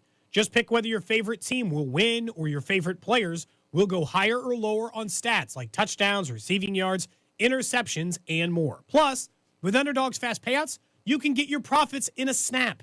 So download the app today and use promo code TAPP, T-A-P-P, to score $75 in bonus entries when you make your first $5 fantasy entry. Player picks, team picks, all on Underdog. Must be 18 plus and present in Missouri. Terms apply. See assets.underdogfantasy.com/web/playing-terms_DFS_.html for details. Concerned with your play, call 1-800-GAMBLER or visit www.ncpgambling.org. I'm Mitch Holtish, voice of the Chiefs. Everyone develops cataracts naturally as they get older. When your vision is affected by cataracts, you should see my doctor, Dr. Steven Silverstein at Silverstein Eye Centers. Dr. Silverstein is a world-renowned cataract surgeon who performs life-changing laser-assisted cataract surgery with premium lens implants to correct your vision up close and far away. Trust my eye doctor, Dr. Steven Silverstein, Silverstein Eye Centers, 816-358-3600 to schedule an appointment. Looking to drive your finances downfield? Main Street Credit Union is the hometown team you can trust. We help you build credit, lower monthly expenses, and finance with confidence. Or if you need a loan to grow your small business, we've got flexible options and no hidden fees. At Main Street, it's not just about the win, it's about keeping Kansas City moving forward. One goal, 1 yard, one member at a time. Get in the game at mainstreetcu.org. This is Dana Hughes. In Kansas City football, we honor tradition, but we always look forward to what's next. That's why I'm all in for Flight by Yingling. It's brewed by the oldest brewery in America, but built for today. 2.6 carbs, 95 calories, crisp, clean, and full of flavor, just the way a light beer should be. It's got the legacy and the stats to back it up. Flight by Yingling, the next generation of light beer and the official beer of Dana Hughes. D.G. Yingling and Son, Pottsville, Pennsylvania. Around here, we've got each other's backs. When it comes to health insurance, we want that same kind of support. Blue Cross and Blue Shield of Kansas City gets that. They're from around here too. Backed by the national strength of the Cross and Shield, they help you make confident choices, no matter where you are. Blue Cross and Blue Shield of Kansas City. From here, for wherever you are. That's the benefit of blue. Hey, Missouri, if you haven't heard by now, good news. FanDuel Sportsbook is live in the Show Me State, and they're kicking things off with an offer that's tough to beat. Right now, new customers in Missouri can bet $5 and get $300 in bonus bets, win or lose. So whether it's football, basketball, hockey, or more, you can bet it all on an app that's safe, secure, and super easy to use. So download FanDuel today and head to FanDuel.com/Missouri and join the excitement. Remember, new Missouri customers can bet $5 and get $300 in bonus bets, win or lose. Because Missouri, it's time to play your game of FanDuel. FanDuel is the official sportsbook partner of 96.5 The Fan. 21 and present in Missouri. Gambling problem? Call 1-800-GAMBLER. First online real money wager only. $5 first deposit required. Bonus issued as non-withdrawable bonus bets that expire 7 days after receipt. Restrictions apply. See terms at sportsbook.fanduel.com. At Kansas City Proton Institute, we're delivering the future of cancer care with state-of-the-art proton therapy right here in KC. If you have breast, head and neck, or brain cancer, proton therapy may be a better treatment than conventional radiation. Don't wait. Get your second opinion at Kansas City Proton Institute. Come see Kansas City's largest, most experienced, and most advanced proton therapy team. Learn more at kcpi.com. Kansas City Proton Institute, where you see the best in KC. Nationwide is so much more than a great insurance company. They're one of America's largest financial services companies. Like how I'm more than Saquon Barkley, the NFL's reigning leading rusher. I'm also the NFL's leading husher. Shh, hush up back there. Wow, I might have just set the hushing record. Well, almost. For your insurance and financial needs, Nationwide is on your side. Nationwide Investment Services Corporation, member FINRA, Columbus, Ohio. It all comes down to this, folks. Yep, the entire season is on the line. But my throat has officially thrown in the towel. Sounds like you need Vicks VapoCool drops. They're max strength and vaporize sore throat pain. Whoa! These VapoCool drops hit fast. Speaking of fast, did you just see that play? Yeah, he vaporized that ball. That pun should have come with a penalty. Vaporize sore throat pain with Vicks VapoCool drops. Use as directed. Wildcat fans, this is Wyatt Thompson. Tune in all season long to the play-by-play of the 2025 football season, right here on your home for K-State Athletics, 96.5 The Fan. KFNC FM and AM, HD1 and HD2, Kansas City, an Odyssey sports station. Punctual today, so Andy's already getting ready for this Monday press conference here at noon. We'll take you right to it. We'll start it off with Todd Lebo. Hey, Coach, heading into this last one, I mean, what do you kind of want to get accomplished with Chris this week and having like an actual full long week to get prepared for a game, because he hasn't quite had that yet, has he? Right, he'll get the a normal week in of work, and look forward to seeing what he does with that. He did a nice job last week of getting everything together and organized in his mind, and was able to manage the game well there. We'll go next to Pete Sweeney. Hey, Coach. We know that Patrick Mahomes has gotten started on the rehab process. I know you talked a little bit about it last week, but just generally speaking, how do you feel like he's handling it, and can he be more involved with the team this week? Yeah, Pete. He's around, so he's in the building and working, doing his rehab, and spending a lot of hours doing it. He's really attacked that, and will continue to do that. So he's around and sees the guys, and but most of his time is being spent rehabbing. Does he make this trip to Vegas, or will he stay? Yeah, back? probably not. Not this soon, no.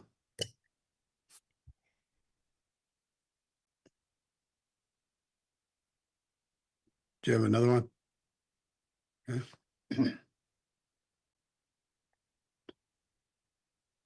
Go ahead, Jesse. Oh, okay. And I'll have a quick follow-up, Sid. Hey, Andy, I know this is looking a little bit in advance, but you guys are going to have a top 15 pick for the first time in a long time, and I know that's not the way you want to get there, but how much are you just looking forward to, and how much can that help a team to pick at the start of the rounds rather than what you guys have done lately with all the success you've had. Yeah, Jesse, with Brett and his crew doing it, it's that part's exciting to see and what takes place. And something to look forward to. You're right; it's not where you want to be, but it is where we are, and we've got good people doing the picking headed up by Brett. Great, and I wouldn't think this is any other way, but is Travis 100% playing this weekend against the Raiders? Yes. Okay. Thanks. Okay, as it sits right now, we've got one more with Matt Derrick, unless anyone else has a hand to put up. Hey, Coach, kind of along those lines with Travis, would you imagine any other starters this week that wouldn't play? I know Creed's got a streak start that he'd like to keep going, but are there any, the young guys you'd maybe like to see just get more playing time this week? Yeah, I don't. The only one I think is questionable there would be Trey. He kind of pushed through that ankle and he would probably push through this game too, but I'm most likely going to hold him back a little bit. And so he just, that thing's been bugging on him for a while. And I know that'd be probably the only one. Yeah. Apologize there. I know you've gone through this every year for the last few years, but is there any scenario that you can imagine where you're not back as the coach next year?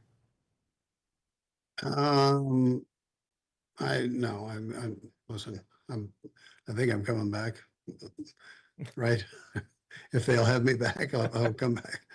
You never know in this business, Matt. So that's a tough one, but I plan on it. Yeah. Thanks, Coach. Yeah. Okay, thanks, Coach. It looks like that's all we have.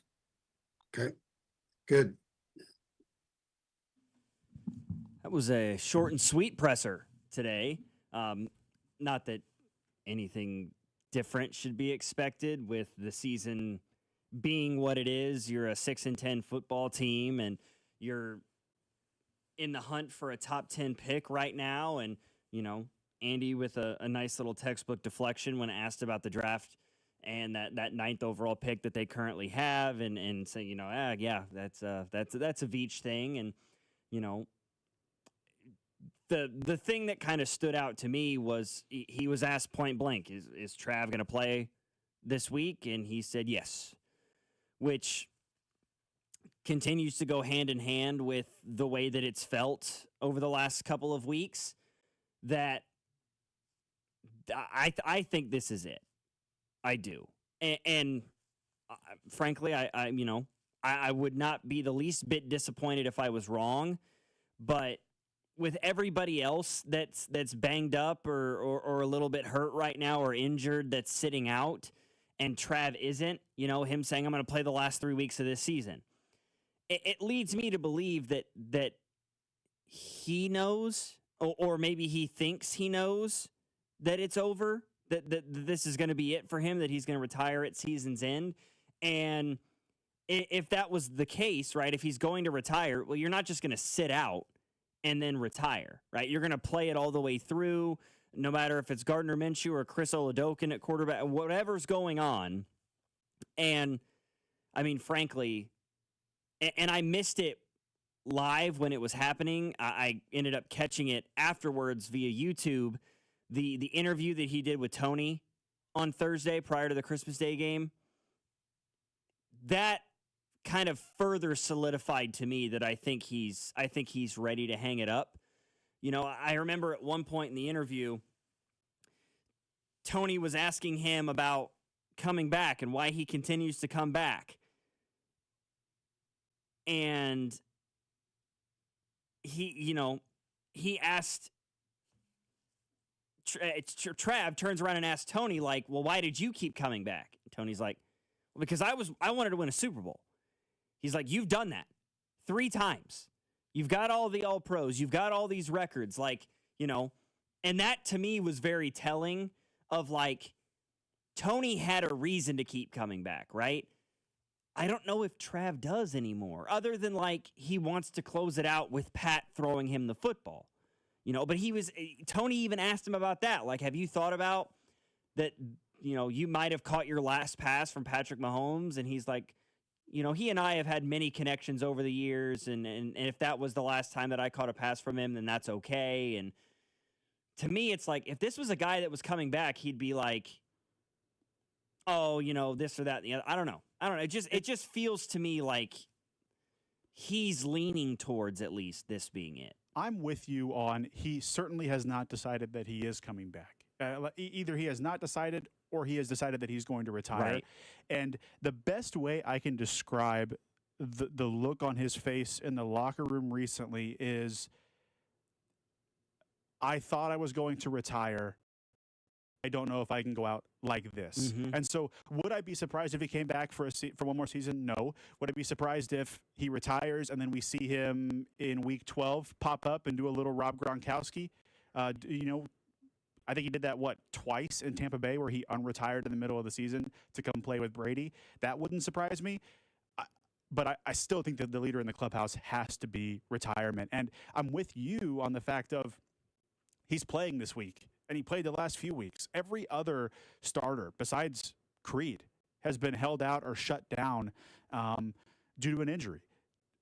They're actually injured. I don't think they're manufacturing injury, but they're taking things slow. Right. With everybody. They're erring on the side of caution with everybody. Guys that might be at 75% and require some kind of off-season surgery, it's like, hey, why don't you go ahead and get that taken care of now, so you have a couple more weeks that you can rehab, so you're more prepared for voluntary workouts, OTAs, mini camp, training camp, the preseason, those sorts of things, because everybody and their mother knows this thing is over. So you put that, the fact that he's playing, with the interview answers, with his prolonged entrance on Christmas night and looking around a little bit, you've got to feel like we're getting a retirement announcement in the next 2 or 3 months, right? I mean, like, there's no other, I don't know. I do not think anybody in the organization would be moving this way if he was planning on coming back. No. Somebody's writing a screenplay for a movie in the text line right now. He says, right about the time that Taylor is 5 or 6 months pregnant, he will reemerge in week 10, week 11 to make a playoff run next season. Kelsey comes back in the playoffs. Straight out of a movie. They win Super Bowl 61, and that night we find out they're having a baby. Storybook ending. You're telling me he's trying to pass along the Brandon Graham storyline is what we're trying to get at here. Or who was it? There was some offensive lineman this year who was retired, who unretired and came back. Well, it was the Lions. Frank Ragnow, right? But then yes. They found like he didn't even play a game. So really? He unretired. I think it was the Monday of Thanksgiving week. He was going to play in that Thanksgiving game, maybe, or it was the next week. But then they came in for his physical to clear him to play and found out he had a grade 3 hamstring tear, which means like you shouldn't be able to walk on your leg. So this guy intended to come back and play football, but actually like his leg was falling off the bone, so he couldn't come back and play. I never heard that. That makes a lot of sense, because I watched a couple Lions games and I didn't see him. It got buried in the us laying the Chiefs to rest after that Cowboys game. Not the whole station wasn't here those few days. But yeah, that was a wild turn of events. He signed a contract to play in the NFL with a grade 3 hamstring tear. And I'm not going to read, listeners, Google grade 3 hamstring tear and some of the pictures that you see on there. I don't know how you don't know you have that. So did you not know, or were you just going to try to play through that? Like, I don't know, but Frank Ragnow, one tough son of a gun for trying to come back and play through that. And like, I'd love to get a backstory on it, because like he wasn't playing, obviously. So like, was he trying to, work out and get himself back into shape before the unretirement announcement came out, and that's when it happened? Or did this happen like last offseason, like after the retirement, and he's just been on the streets with this injury? Walking around with it, retired for the last 8 months? Like that's absolutely insane. I had not heard that. But I mean, no surprise to anybody. It was a really short press conference with Andy Reid earlier today. We just got finished with that maybe 5 or 6 minutes ago. So why don't we take this opportunity and get into a little bit of what's trending?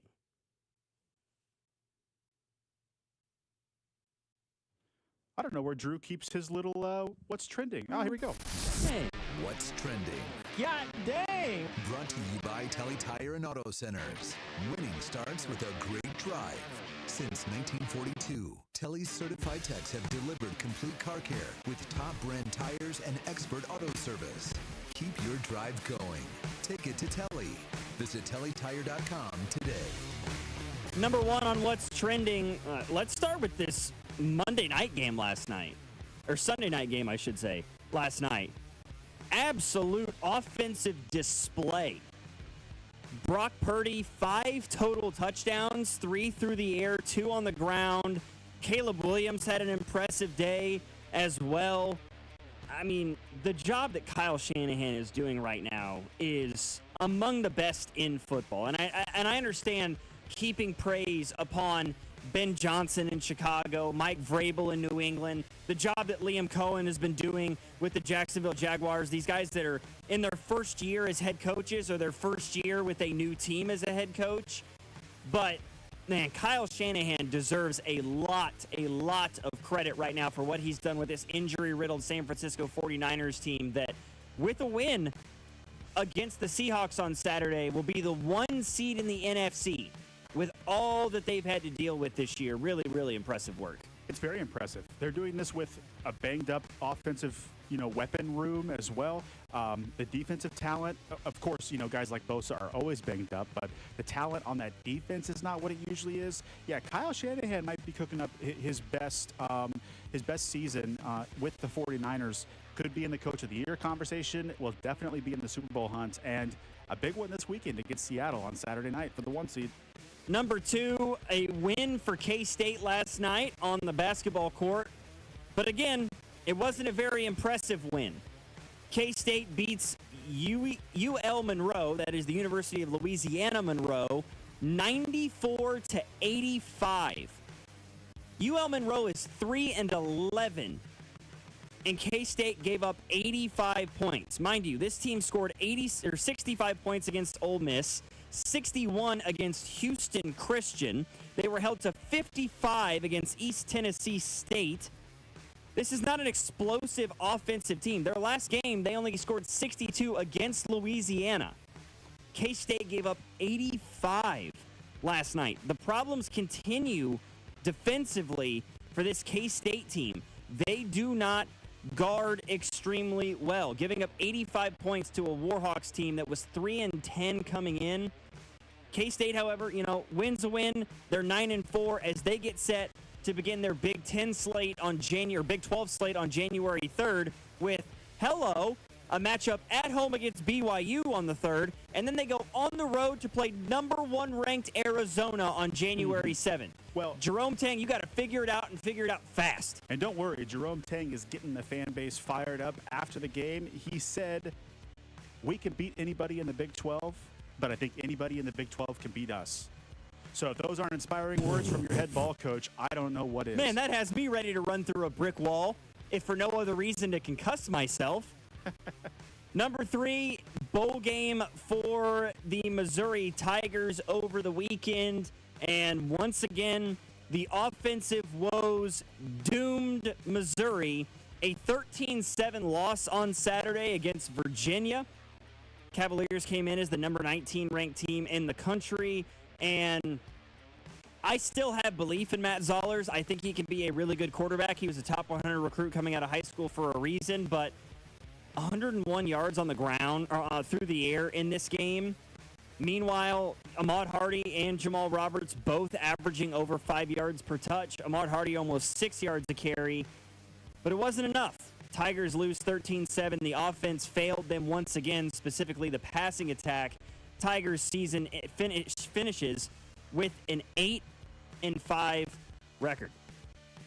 Not ideal. Not good. And I think I saw Prbula's entering the portal. Is that yes, right? That's it what was I'm over hearing. the holiday, so I couldn't remember if that was correct. I think a lot of fans put the offensive downturn at the quarterback switch, but I think they were sputtering before the Prbula injury anyway. So be interesting to see how they approach the quarterback position this offseason and if Tigers fans remain believers in Drinkwitz. I think they'll stay believers. I definitely think Mizzou's going to go to the portal and try to find a quarterback, if for no other reason than to find somebody to compete with Matt Zollers. Yes.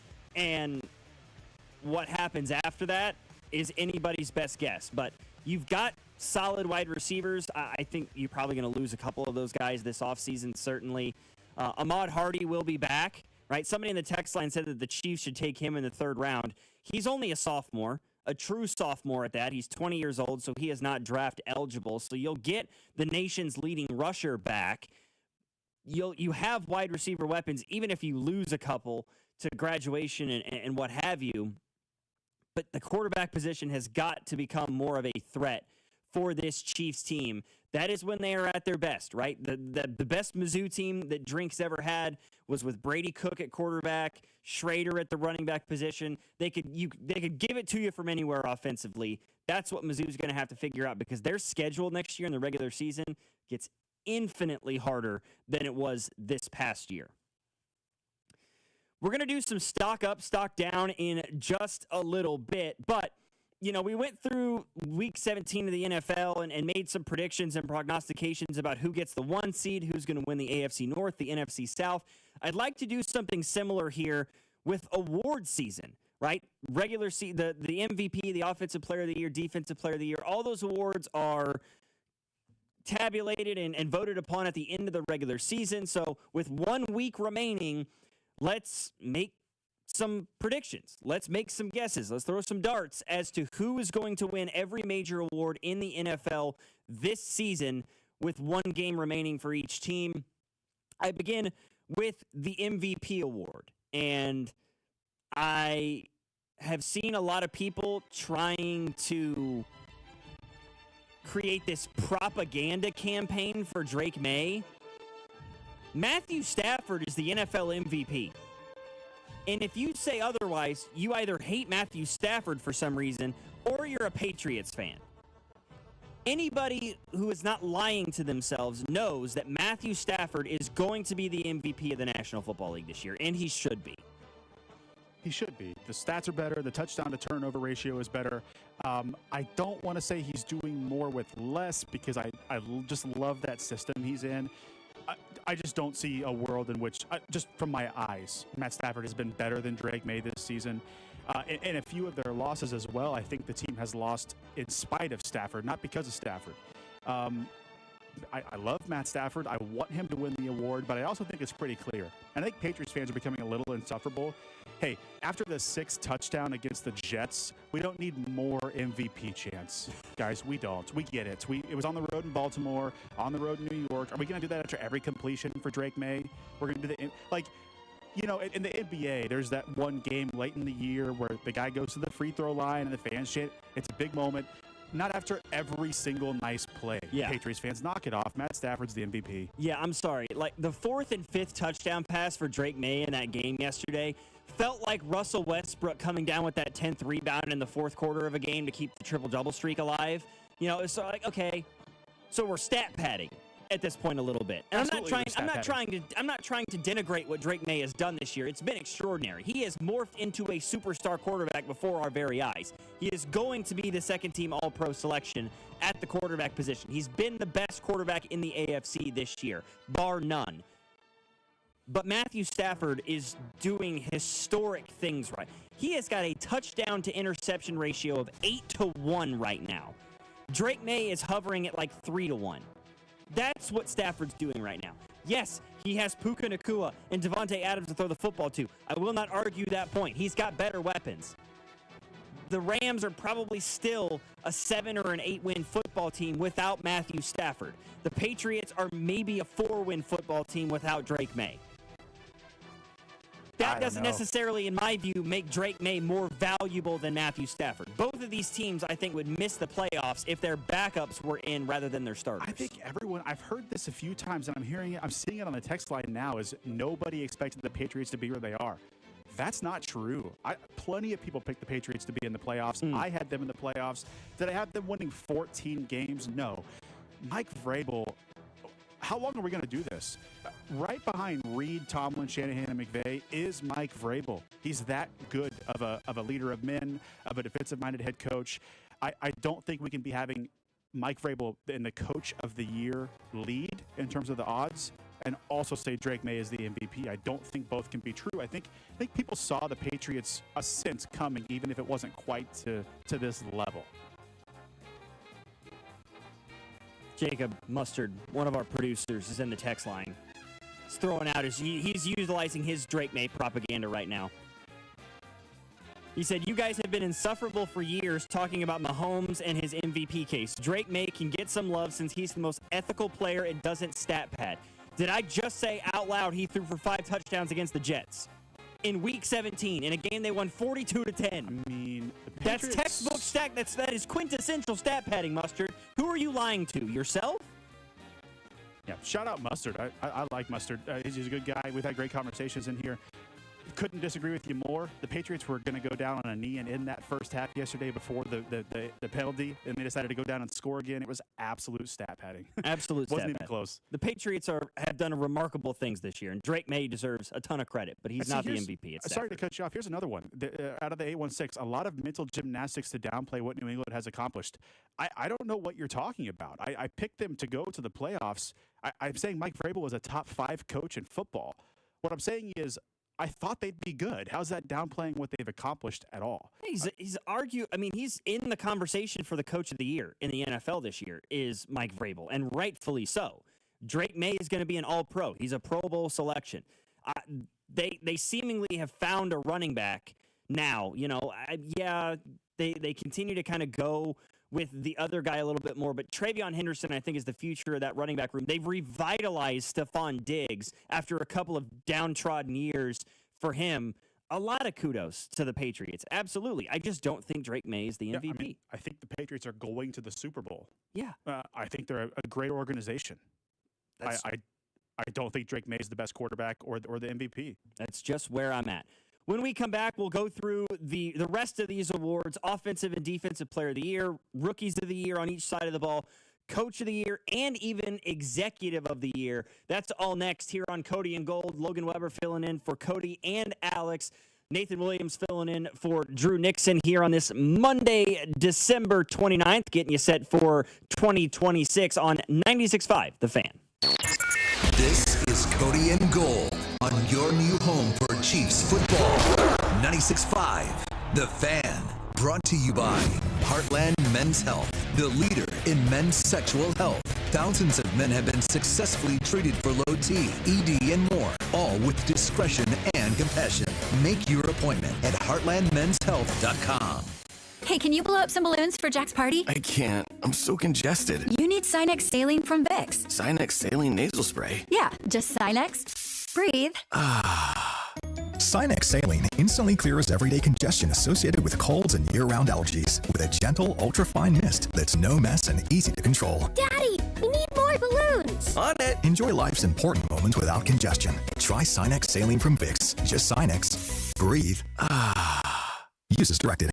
I'm Ed Evans, CEO of Consumer Cellular. No, we're not one of the big guys. Truth is, we don't want to be. If you're over 50, Big Wireless probably has you paying for more data than you might need. You could be throwing away thousands over a lifetime. Our entry-level data plans start at just $20 a month. And for a limited time, switch and get your second month free. Call 1-888-FREEDOM, visit consumercellular.com or a store near you and get your second month free today. Plans include $5 credit for auto pay and e-billing. See site for additional details. Inside the Huddle is brought to you by Blue Cross and Blue Shield of Kansas City. Discover the benefit of blue. Hey, football fans, picture this. You bet your favorite player to score the first touchdown in the game, but his teammate scores instead. Well, if this happens, BetMGM wants to give you another chance at the end zone. With BetMGM's second chance promotion, you'll get your stake back if your first touchdown scorer scores second instead. That's right. Bet on any pro football player to score the first touchdown of the game. If you're right, you win. If your player scores second, you get your stake back in cash. With BetMGM's second chance offer, you have a chance to keep the fun going after the first player crosses the goal line. Try a first touchdown scorer wager with confidence today. BetMGM. Make it legendary. BetMGM and GameSense remind you to play responsibly. Gambling problem? Call 1-800-GAMBLER. See BetMGM.com for terms. 21 and older only. Missouri only. New and existing customer offer. Subject to eligibility requirements. Rewards paid back and unrestricted withdrawable funds. Please gamble responsibly. Around here, we've got each other's backs. When it comes to health insurance, we want that same kind of support. Blue Cross and Blue Shield of Kansas City gets that. They're from around here too. Backed by the national strength of the Cross and Shield, they help you make confident choices, no matter where you are. Blue Cross and Blue Shield of Kansas City. From here, for wherever you are. That's the benefit of blue.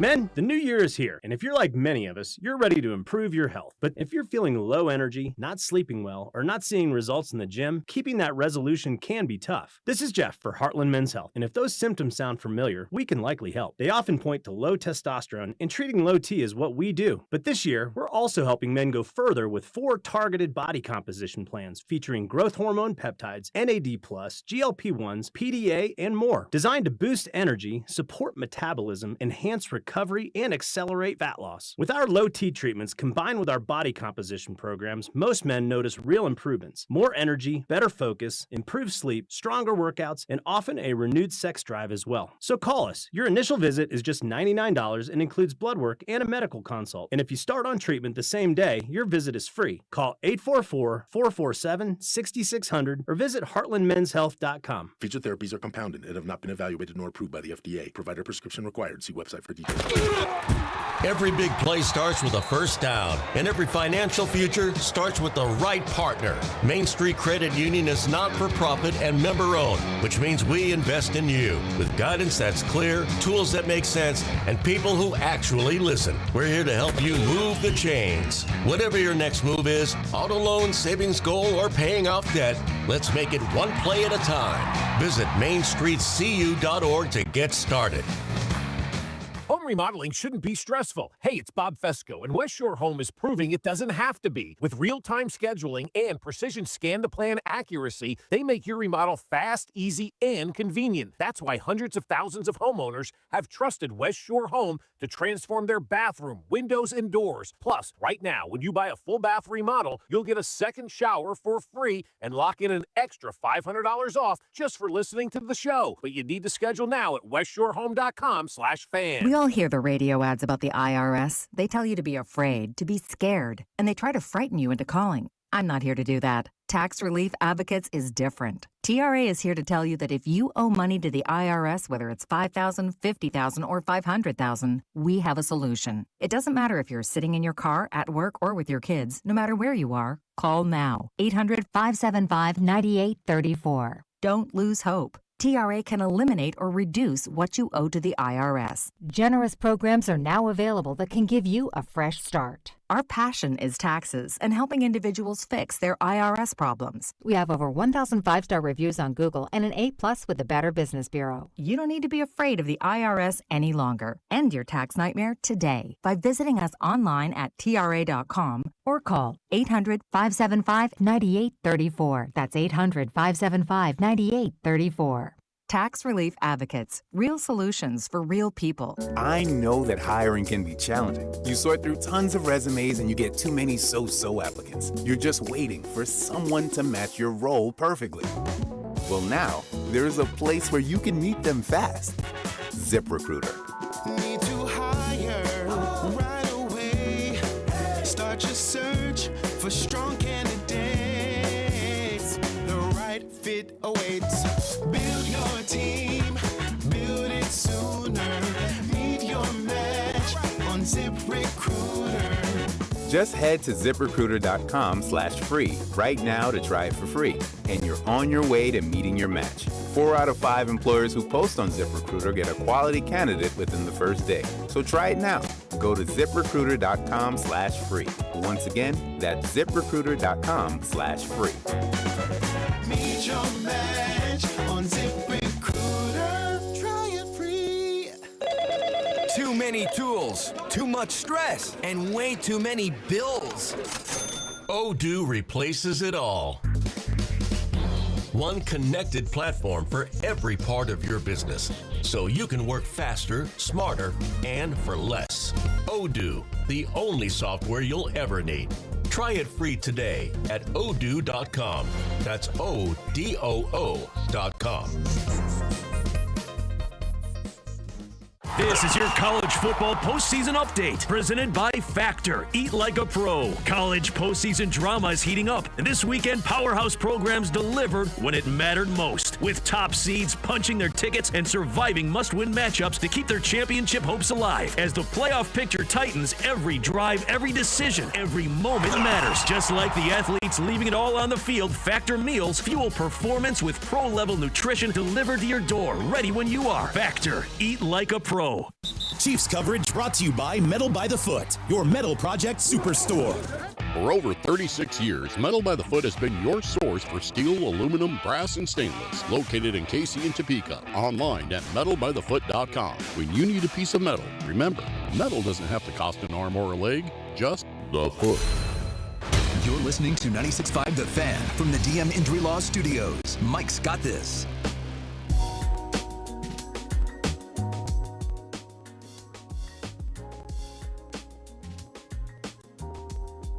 All right, we made our predictions for MVP.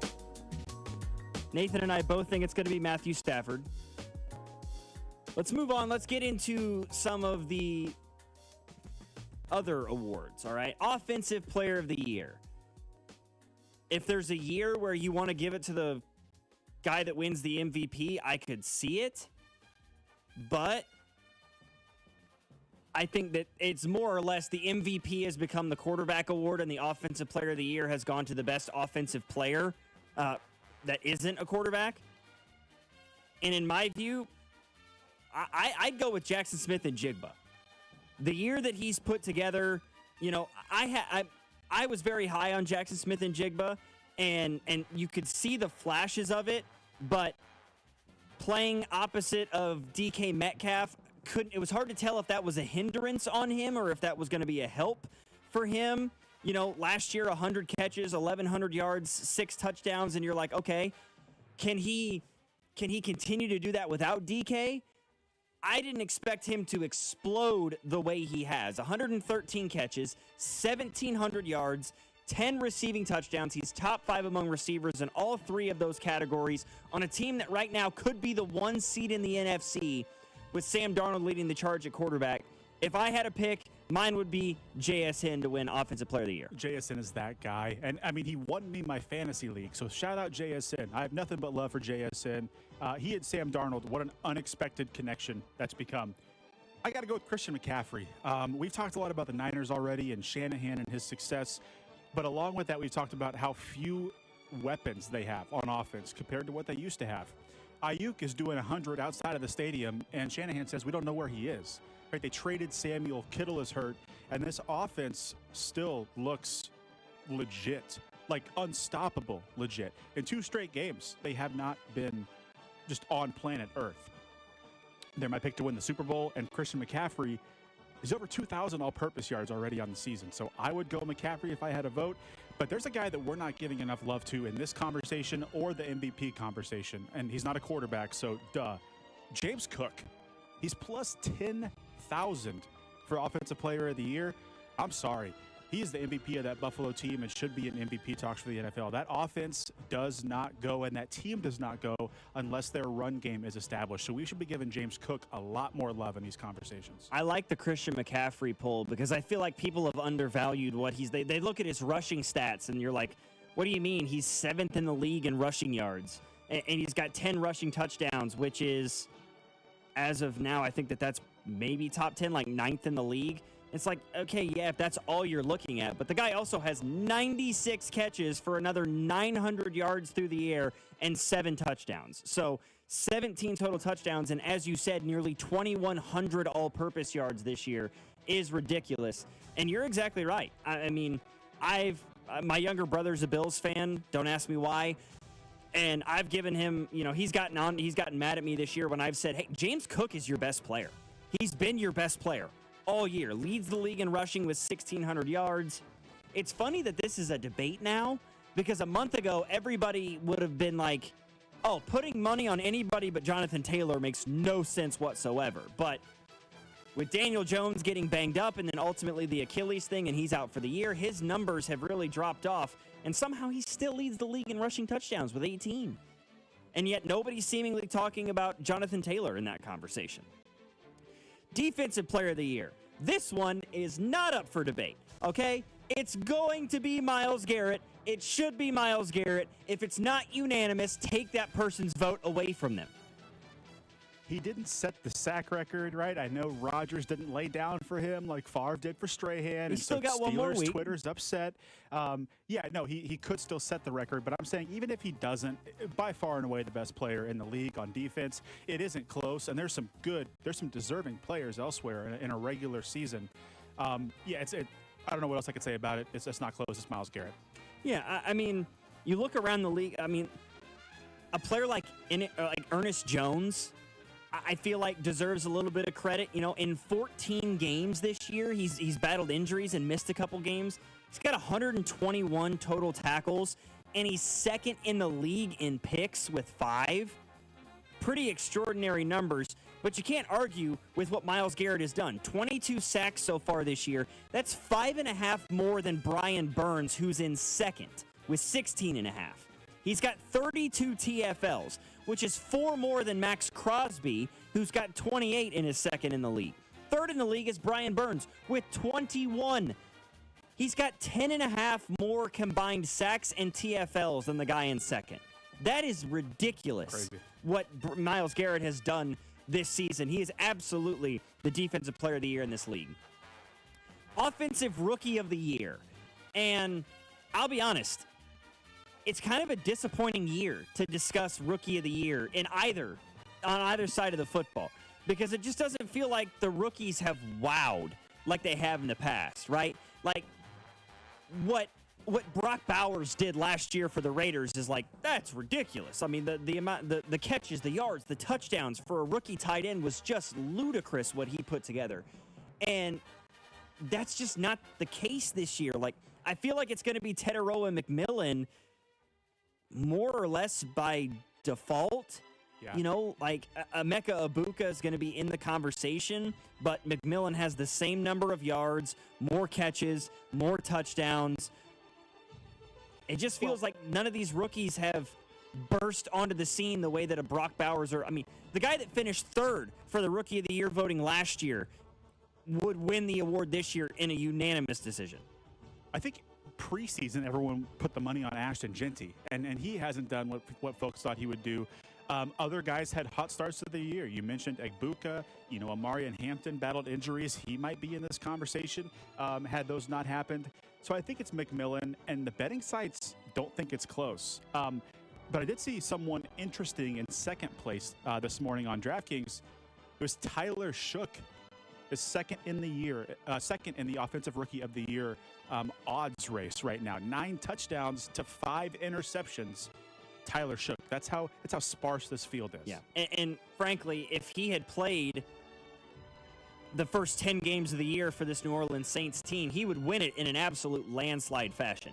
But just comparatively speaking, talking about the AP Rookie of the Year offensively for this year compared to last, Bucky Irving finished 6th in Rookie of the Year voting last year. He had 1,100 yards rushing and 8 touchdowns, and he finished 6th. He would win this going away if he was a rookie this season. Malik Neighbors finished 5th with 109 catches for 1,200 yards and 7 touchdowns. That's the level of rookie last year we're talking about, comparatively speaking, to this year's rookie class. It's just been a little bit disappointing. I mean, I've been unfortunately surprised by the lack of real rookie productivity on that side of the football. Defensive Rookie of the Year, you know, I kind of went with the odds-on favorite. What Carson Schlesinger has done with the Browns this year has been really, really impressive to watch. I mean, 5th in the league in total tackles with 156, 11 TFLs, both of which lead all rookies across football, right? I mean, being top 5 in tackles as a rookie is really, really impressive. And he's also in the top 15, or I shouldn't say top 15, top 30 in TFLs as well. He has more TFLs than Chris Jones does. That's jarring. Guy's been really good. I mean, the Browns have found their anchor on the defense. I understand Myles Garrett is the go-get-it guy, but their leader in the middle of that defense, far and away. that defense is already just completely lethal, and Schlesinger's been a big part of that. So there's a reason he's the betting favorite. And I think if the Falcons were what we thought they could be at the start of the season, we'd be talking more about James Pierce. Guy's got 8.5 sacks. Little bit quiet. And again, the Falcons have not reached expectations this season, but I'll throw James Pierce into the ring for Defensive Rookie of the Year. I don't mind that. He's top 20 in the league, right? In sacks at 8.5. That's as many as guys like Latu Latu, Harold Landry, Bradley Chubb, Montez Sweat has just one more sack than he has. Then we get to the Coach of the Year, which I think is the most wide open field of any of these awards, in my view. I think Offensive Player of the Year is an interesting one.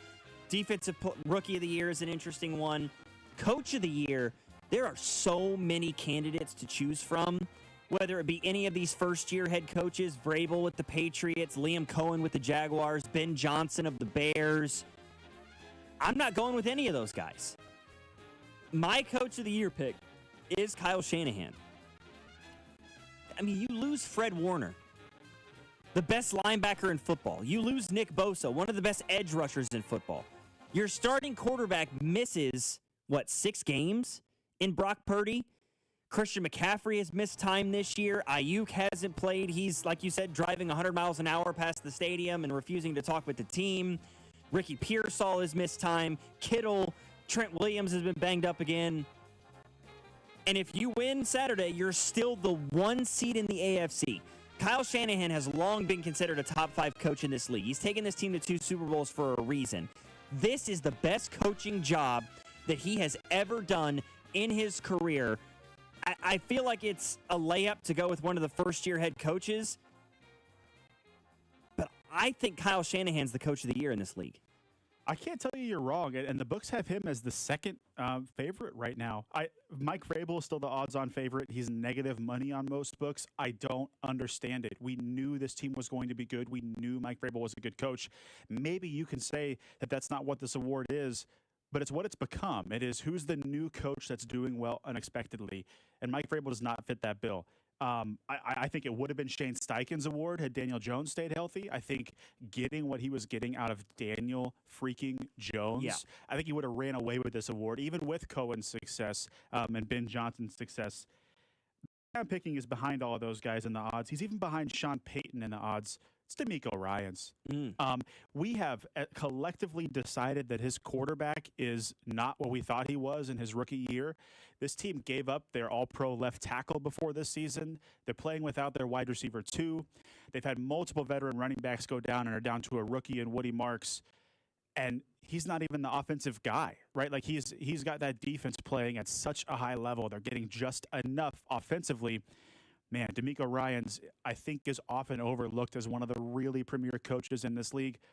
Like I mentioned in that Mike Vrabel ilk in the last segment, I would vote for DeMeco Ryans in the Coach of the Year. I think this team could legitimately make a run in the playoffs. That's how good I think he has this team playing right now. I mean, the defense, certainly. I think you're exactly right. And DeMeco Ryans, to me, and I don't mean to say this in like a disrespectful way, I'm not sure DeMeco Ryans is an NFL head coach long term. DeMeco Ryans, to me, feels like Steve Spagnuolo. Like, he feels to me like a guy who is going to be an elite defensive coordinator for 30 years in this league. I just don't know about a Super Bowl winning head coach at this point. But I'm not arguing with your point about the job that he's done with his defense, willing this Texans team into a playoff setting with all the things that have gone wrong on the offense. C.J. Stroud hasn't been who we thought he was. It didn't help that he missed a bunch of time, too, and they had to go with Davis Mills for a little while. I don't know. I'm not super high on DeMeco Ryans. I mean, maybe some of it is still just some animosity, some grievance that I'm holding over from that game last year in the playoffs against Houston, where he was making all these complaints and blaming the officials for why they lost and not blaming Kaimi Fairbairn for missing 3 kicks or for C.J. Stroud getting sacked 7 times.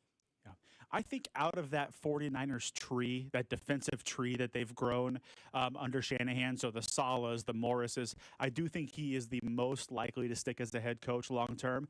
I think a Robert Saleh elite defensive coordinator can stick in the league for the long time. I think Raheem Morris, whether it's this offseason, I don't think so. He probably gets one more year in Atlanta. I think he will go back to being a coordinator as well. I think D'Amico Ryans has the staying power. And I mean, we mentioned last year, I'm with you on their collapse in Arrowhead. They were in the game in the divisional round. They won a game in the wild card round in a year in which, again, their quarterback fell off a cliff. Playing with the same quarterback and less to work with on offense, and they're still getting it done. So I would throw D'Amico Ryans in if I had a vote for Coach of the Year. I like that. And then finally, Executive of the Year, and this is one that we both agree on, John Schneider of the Seattle Seahawks. It's a team that, yes, they won 10 games last year, but bringing in Sam Darnold, I think, and what it's done to improve their team, I think even less so is a positive for the argument. Look at what it's done to the Minnesota Vikings. Like bringing him in from Minnesota and seeing the impact he had on the Vikings and how far they've fallen off compared to how much improved Seattle is. John Schneider's probably the Executive of the Year in the NFL. They've almost remade the Legion of Boom again with Eman Worry and Witherspoon in the draft these last few years. This Murphy kid, who I think is in his second year out of Texas, is balling out. They've made really shrewd moves on that defensive line. Obviously, a few years ago, they were investing heavily in the offensive line and in wide receiver. We've talked about JSN in this segment as well. Yeah, they clowned him for trading away DK Metcalf. Right. That hasn't hurt them. And so we talked about Walker and Charbonnet earlier in the show as well. And so you just rounded that out with Pete Carroll. This front office they pushed all the right buttons for 3 or 4 years in a row now. I think John Schneider's going to run away with this award in the same way that Myles Garrett runs away with Defensive Player of the Year. I think it's John Schneider in Seattle, and I don't think it's close.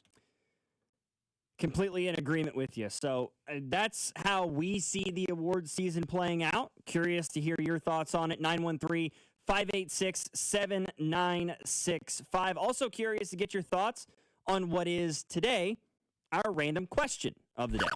Random question. Feels like a gimme question to ask on a day like today. First live show after the Christmas holiday, but let's do it. What was the big gift that you got for Christmas? Again, our text line 913-586-7965. I don't care what age you are. Everybody still enjoys Christmas. Everybody has that one gift that they got that they were like, oh man, that was not expected, and that's kind of sick. What is it?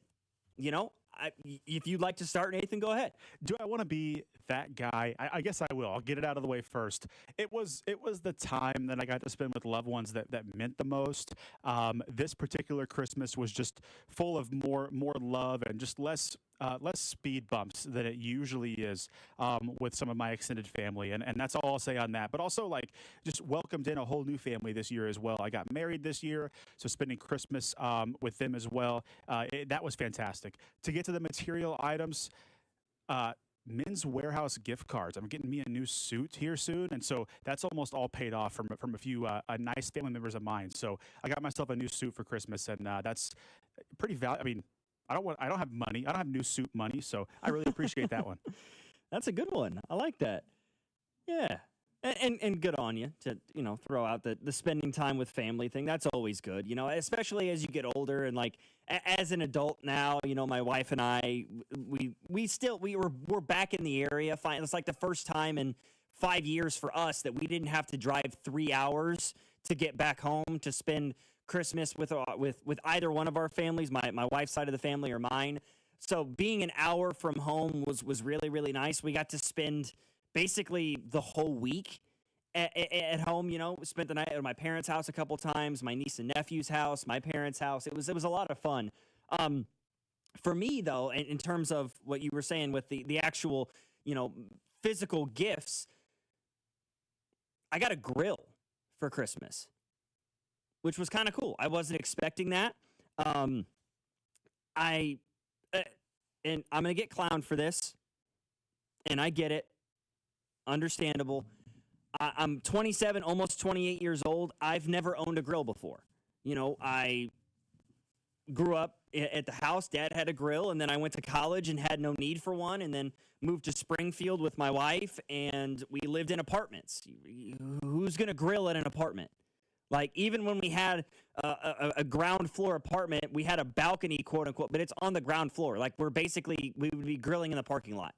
So never had one before. But now that we own a home and I have an opportunity, I have a place to put a grill that makes sense now. It was kind of cool. So my parents bought me that, and immediately the thought occurred to me, I've never grilled by myself before. So yes, go ahead and flame me. I'm 27, almost 28 years old. I don't know how to grill. But part of the gift now is that I have to learn, and I really look forward to it. Because sometimes I'm like, you know what sounds good for dinner? Cheeseburgers. But I'm not about to make that on the stovetop, you know? And I'm tired of using like the George Foreman grill that we have in our house. So, you know, being able to make hamburgers and steaks and brats and things like that, and I can actually grill them. I don't have to put them in the oven or try to cook them on a stove or some weird electric heated grill. It's going to be a lot of fun. I'm looking forward to that. I'm a Blackstone guy over a grill guy, but like yes, moving out of an apartment and into a house and being able to just say, you know what, it's a nice day out. I'm going to turn the Royals on the Odyssey app, go grab an adult beverage and fire up the grill, or in your case, a Diet Mountain Dew, and go out and fire up the grill. Yeah, it's an elite evening, so you're going to have some fun with that one. And there's some good ones on the text line. The one I like the most out of the 316 is an espresso machine. It's not one that they received. They said they give their wife an espresso machine. That's a great gift. Hell yeah. I love grilling. Please feel free to reach out with any questions. I may just do that. Charcoal or gas grill? It's gas. Yeah, propane. I just figured charcoal would be. It's a beginner level grill, right? That's all I'm looking for here. And so yeah, gas, propane. I didn't want to deal with the charcoal and all that stuff. And couple years you'll want charcoal, then you'll want a smoker. Like you'll eventually have like 5 different gadgets in your backyard. But it's a fine place to start. I'd love to eventually get to a point in comfortability with the grill to like run a natural gas line for the grill. So that I'm not constantly having to fill up a propane tank or a natural gas tank or buy charcoal all the time. I'd love to reach that point, but I'm very, very new to this whole thing. Somebody says, LOL, my kids got me a vacuum sealer thing for food. I buy steaks in bulk when I buy these, so no more Ziploc bags for me. Oh, yeah. Grill tips, make sure you oil the protein or the grill grates so the food doesn't stick. Got you. And don't worry, I will make sure to well season whatever steak, hamburger, whatever it is. I got an 18-pound prime rib to smoke on my grill. Too bad the Chiefs suck, and I will be doing that for New Year's instead of the playoffs. Hey, 816, thanks for leaving your address at the end of that text. Logan and I will be there on New Year's Eve. Somebody else said they got the red, black, and white Jordans with the 23. He said, I'm 46 and I had the same shoes when I was about 11 years old. That's sick. I got a pair of Pandas, like Nike Elite Pandas, a few months back, which is I was really looking forward to those. No doubt about it. YouTube is a griller's best friend. I will be sure to take that under advisement. 913-586-7965 is our number. Final hour of the program coming up next. We're going to lead with some stock up, stock down, may get into some what's trending, and revisit some of the topics from earlier in the show, including, should the Chiefs take a running back at number 9? My response, hell no. Logan Weber and Nathan Williams filling in for the guys here on Cody and Gold, 96.5 The Fan. What's up, Chiefs Kingdom? It's Creed Humphrey. You're listening to Cody and Gold, weekdays 10 to 2 on your home for Chiefs football, 96.5 The Fan. Brought to you by Heartland Men's Health, the leader in men's sexual health. Thousands of men have been successfully treated for low T, ED, and more, all with discretion and compassion. Make your appointment at heartlandmenshealth.com. Fast breaks, buzzer beaters, and block parties are back. And however you'd like to get in on the action, you can do it at Underdog right now in Missouri. This season, you can make team picks and player picks. Just download the app, sign up, and you'll get $75 in bonus entries when you make your first $5 fantasy entry. Using Underdog is easy. Just pick whether your favorite team will win or if your favorite players will go higher or lower on stats like points, rebounds, steals, and more. Plus, with Underdog's quick payouts, you get your profits fast.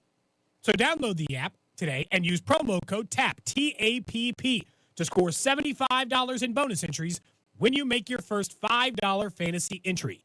Player picks, team picks, all on Underdog. Must be 18 plus and present in Missouri. Terms apply. See assets at underdogfantasy.com/web/playing good terms.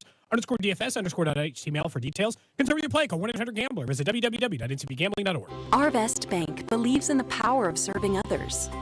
That's why we're committed to supporting those who serve our communities. We believe that all communities deserve a financial partner who cares. Arvest. We believe.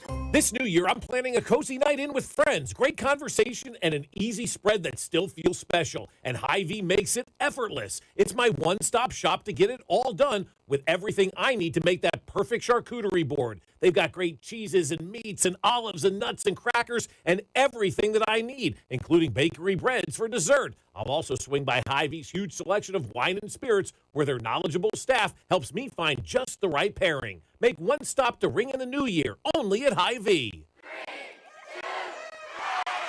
It's the new year, and even if we can't roll back time, Hy-Vee is rolling back prices on all your meat department favorites. Stock your cart this Friday through Sunday. There's no limit on specials like boneless pork loin, 3 for $5, ground beef just $3.99 a pound, specialty brats, 8 for $10, and marinated boneless chicken breasts, $1.99 each. Stock up your freezer and stack up the savings this Friday through Sunday, only at Hy-Vee. This new year, get started on your next success with University of Maryland Global Campus. An accredited state university, UMGC offers online and hybrid classes, along with more than 135 skills-based degrees and certificates in fields like business, cybersecurity, healthcare, and more. Gain the skills you need to achieve your career goals. Apply now and save with no application fee. Classes start January 7th. Learn more at umgc.edu. Certified to operate in Virginia by Chev. At Casey's, when someone asked for a cup of coffee that wouldn't put them in debt, but still had freshly ground beans, rich flavor, and a price that starts with a 9 and ends with a D9 cents, we were too nice to say no. Any size dark good coffee, just 99 cents with Casey's Rewards. Limited time only. See store for details. Dane and Hughes here. I've seen a lot of stat lines in my playing days, but these numbers, they caught my attention. Flight by Yingling. 2.6 carbs, 95 calories, and all the crisp, refreshing flavor you want in a light beer. It's brewed by the oldest brewery in America, so you know it's got some serious history behind it. If you're into stats and taste, you're going to love this beer. Flight by Yingling, the next generation of light beer and the official beer of Dane and Hughes. DG Yingling & Son, Pottsville, Pennsylvania. Around here, we've got each other's backs. When it comes to health insurance, we want that same kind of support. Blue Cross and Blue Shield of Kansas City gets that. They're from around here too. Backed by the national strength of the Cross and Shield, they help you make confident choices, no matter where you are. Blue Cross and Blue Shield of Kansas City. From here for wherever you are. That's the benefit of blue. Have you been diagnosed with head or neck cancer? At Kansas City Proton Institute, we're delivering the future of cancer care with state-of-the-art proton therapy right here in KC. Proton therapy means increased precision, reducing side effects like dry mouth, difficulty swallowing, and the loss of taste as compared to conventional radiation. If you've been diagnosed, don't wait. Get your second opinion today and see KC's largest, most experienced proton therapy team. Visit kcpi.com. Kansas City Proton Institute, where you see the best in KC. I'm Bob Burke, founder and chairman of Burke America Parts Group, a family of brands that includes RepairClinic.com, an appliance and HVAC parts solution company that's grown into an international brand. Before AmericanEagle.com, we partially launched a new technology platform developed by another firm. American Eagle helped take our technology to a whole new level with digital marketing, software development, and business insights into our key markets, appliances, HVAC, and outdoor power equipment, and did so both on time and on budget. AmericanEagle.com has the resources, experience, and talent needed to produce solutions. Our new technology platform, developed by AmericanEagle.com, has produced tremendous results with higher traffic, conversion, engagement, and online revenue. If you have any home repairs you need to take care of, check us out at RepairClinic.com. If you need a world-class website or technology project, then I would highly recommend AmericanEagle.com. Call AmericanEagle.com at 773-NETWORK. That's AmericanEagle.com, 773-NETWORK. Chumba Casino brings non-stop fun straight to your screen. Anytime, anywhere. Explore hundreds of games like slots, blackjack, and instant scratch-style cards. Sign up to unlock your free welcome bonus and daily login bonuses. And enjoy your chance at exciting prizes without spending a thing. Just click, play, and enjoy the ride. Sponsored by VGW Group. No purchase necessary. See terms at ChumbaCasino.com. Must be over 21 and present in a state where it's legal to play. I'm Ed Evans, CEO of Consumer Cellular. No, we're not one of the big guys. Truth is, we don't want to be. If you're over 50, Big Wireless probably has you paying for more data than you might need. You could be throwing away thousands over a lifetime. Our entry-level data plans start at just $20 a month. And for a limited time, switch and get your second month free. Call 1-888-FREEDOM, visit consumercellular.com or a store near you and get your second month free today. Plans include $5 credit for auto pay and e-billing. See site for additional details. Inside the Huddle is brought to you by Blue Cross and Blue Shield of Kansas City. Discover the benefit of blue. Make sure to subscribe to our YouTube channel to watch all your favorite shows, shorts, and clips. This is your home for Kansas City sports. 96.5 The Fan, KFNC FM and AM, HD1 and HD2 Kansas City, an Odyssey sports station.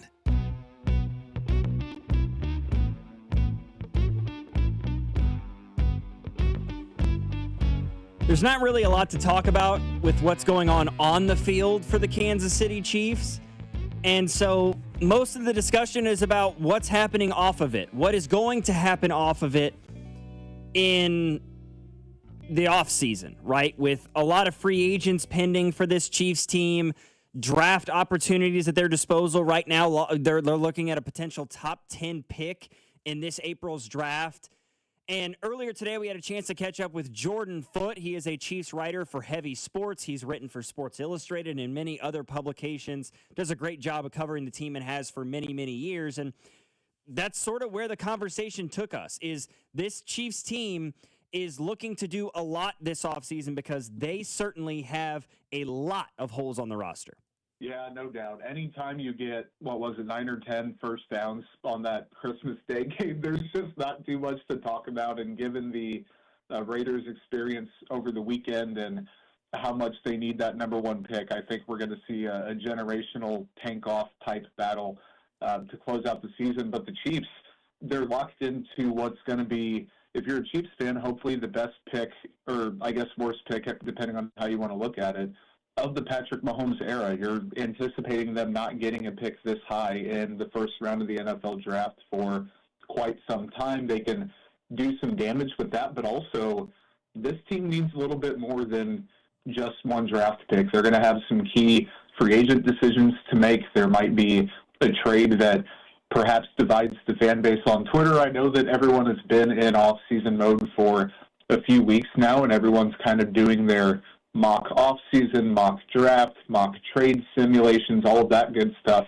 It's going to take a little bit to get this team back to where it was. Now, they do have the hard part figured out in the quarterback position, and I think that Patrick Mahomes will be just fine coming off the ACL, but you do want to do your best if you're the Chiefs to insulate the roster and make life a little bit easier for him next year. So first thing I want to look at is the off-season for this Chiefs team, the amount of guys who are on expiring contracts. Right now, as of now, Spot Track has 27 guys for the Chiefs as potentially impending free agents. Now, a couple of those guys are exclusive rights free agents and restricted free agents, but there are a handful of guys that the Chiefs are going to have to make some pretty serious decisions about, right? Hollywood Brown and Charles Omenihu, namely guys like Brian Cook and Leo Chenal and Jalen Watson, even Isaiah Pacheco. How many, looking at the 27, and you probably don't have the list right out in front of you right now, I would assume, but of these 27 guys, how many can you justifiably anticipate the Kansas City Chiefs being able to retain for next year? And is that number going to be enough, in your opinion? So in the upset of the century, I did cheat a little bit and pulled up the list and was looking at it right before I started with you. And It's kind of an unimpressive list. I do think that a lot of those guys, like the Jerry Tillerys, the Bob Tunyons, the Mike Edwardses of the world, you can afford to lose. But also, there are some legitimate names on there, and I don't mean legitimate as in all of them are good, but legitimate in terms of the thought you're going to have to put into, A, whether you bring the player back or not, and B, more importantly, what you do to replace them. Like, if a Brian Cook does leave, and I think you can feasibly bring him back, your safety room is going to have to get something together, and I think the version of Shamari Connor that we have a few years in here in Kansas City is no longer kind of the prospect that he once was. Leo Chanel, is it a Willie Gay Jr. situation where maybe you miss the spark he brings to the defense, but he's not an every down bona fide player? You have to weigh that. I think the big two, though, would be probably Cook and Jalen Watson, and I've seen a lot of trade Trent McDuffie talk on Twitter, or X, whatever you want to call it these days. That only makes sense if Jalen Watson's back in a Chiefs jersey. I don't think you can roll out Christian Fulton and Noah Williams and Chris Roland Wallace, whoever you want your nickel to be, and say, okay, well, that's our cornerback group, and Brian Cook is gone, and Trent McDuffie's gone, and hey, we got a first-round pick out of it. The secondary is sneaky important. I see a lot of running back talk, a lot of defensive line talk, some right tackle stuff, because even with guys who aren't free agents, like a Noah Gray, a Mike Dana, a Jawan Taylor, the Chiefs might have to make some tough decisions to free up the requisite cap space to navigate the offseason, and that's going to require Clark Hunt to also invest in some cash spending like he did this past offseason. So top three positions, or I guess groups of need, you're going to have to see what they do at running back, especially with Pacheco gone and Kareem Hunt getting a year older. Wide receiver has my eye, seeing what they do there. Defensive line as a whole, but really that secondary is kind of flying under the radar as a sneaky important thing because A, there's so many possibilities and paths they can take, but B, it's a slippery slope if you don't pull the right levers over the next few months. You mentioned Leo Chenal, and my producer today, Nathan Williams, was talking to me about this prior to the show, that, you know, he thinks that a cap casualty for the Chiefs this season may end up being Drew Tranquill, that you potentially allow him to go, you know, you give him an outright release or you trade him, and that gives you some cap availability to bring Leo Chenal back. What are your thoughts on that possibility? Do you think that's a benefit or a hindrance for the Chiefs? I can see it happening because Tranquill is now on the wrong side of 30, I believe, and they're going to get only 1.5 in dead money to part ways with him this offseason. You're saving $6 million against the cap. So could that $5 million or 5.5, whatever the number is, can that go towards directly extending Leo Chenal and saying, okay, let's get a 3-year, I don't know, $24 million deal done, something like maybe what they did with Mike Dana when he was extended? I think that's possible, but also Leo Chenal is extremely difficult to get a true read on his market. Like, he is a Willie Gay Jr. spark plug type player. I don't think that he's an every down linebacker. I don't think he's the same type of player as Drew Tranquill. Now, is that ruling out projecting him to be that? Absolutely not. I think that the athletic profile is there. He's fantastic downhill. The coverage grades are always good regardless of the sample size. So I could see it. Now, I do think that if you lose Drew Tranquill, you're going to have to replace him with a different player. Is that going to be Jeffrey Bassett? Like, do they have that solution in-house? That's possible, but I kind of have a weird feeling that of all the cap casualties they have, Tranquill probably sneaks through and makes it back for one more year, but I'm not implying that that's definitely the right move to make. So, I mean, you say he may not be one of the cap casualties. Who are some of the names that you see possibly being amongst those that are traded away or given their outright release to give this Chiefs team a little bit more flexibility when it comes to retaining other guys or possibly bringing in people via free agency? Yeah, I think Jawan Taylor is the pretty obvious one, and extending him, I guess, could have a similar effect, but I just don't think that's going to happen. At this point, he would incur a $7.4 million dead cap charge, but they'd save 20. So he is the easy lever, quote-unquote easy, to make something happen. Mike Dana, his days are probably numbered. I do think that the Noah Gray decision is interesting because when he signed that deal, most people were okay with it and said, okay, well, worst case, he could probably be a bottom 5 tight end 1 and get you by if Travis Kelce retires. Then he comes back and just the stats regress. He didn't look nearly as athletic as he did, which wasn't elite to begin with. He regressed across the board. Now you're thinking, okay, well, maybe something has to happen there. Maybe they dip into not getting rid of George Karlaftis, but restructuring that contract they just did.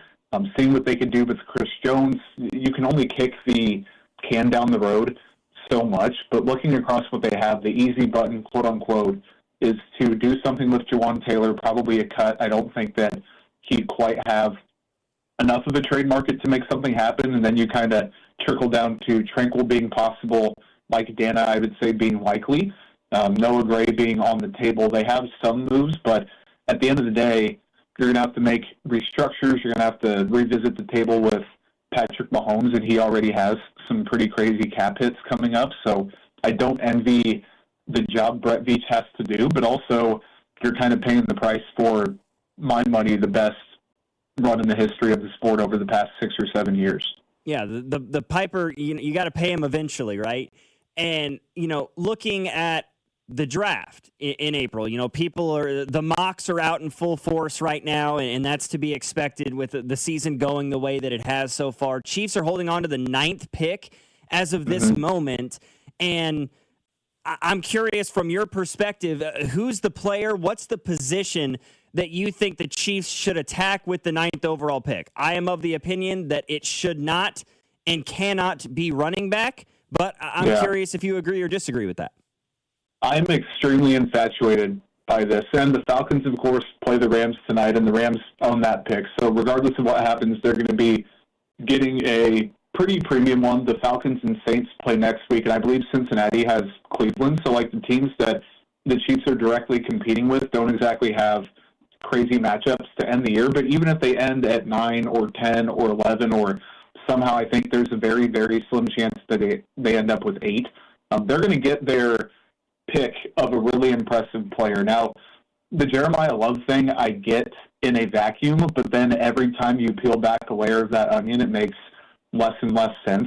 I think your real solution is spending a little bit of money on a Rico Dowdle, Ken Walker. Maybe you go to the Breece Hall sweepstakes, and yes, you are paying more money up front, but you're getting a more proven commodity, and I think you're not relying on a rookie with that premium of a draft pick. So then you just go position by position. Is it Jordan Tyson from Arizona State at wide receiver, and you kind of look over some of those injury things? Is it Mekhi Lemon from USC, who I think is a kind of Chiefs-style player? Carnell Tate is the obvious one at that position, but just not sure he's going to be there. Kenyon Sadiq, the tight end from Oregon, has got a bleep ton of buzz just as a potential heir to Travis Kelce, successing him if he does retire. But I have my eyes on the defensive line, Logan, whether it's Peter Woods from Clemson. I'm really high on him.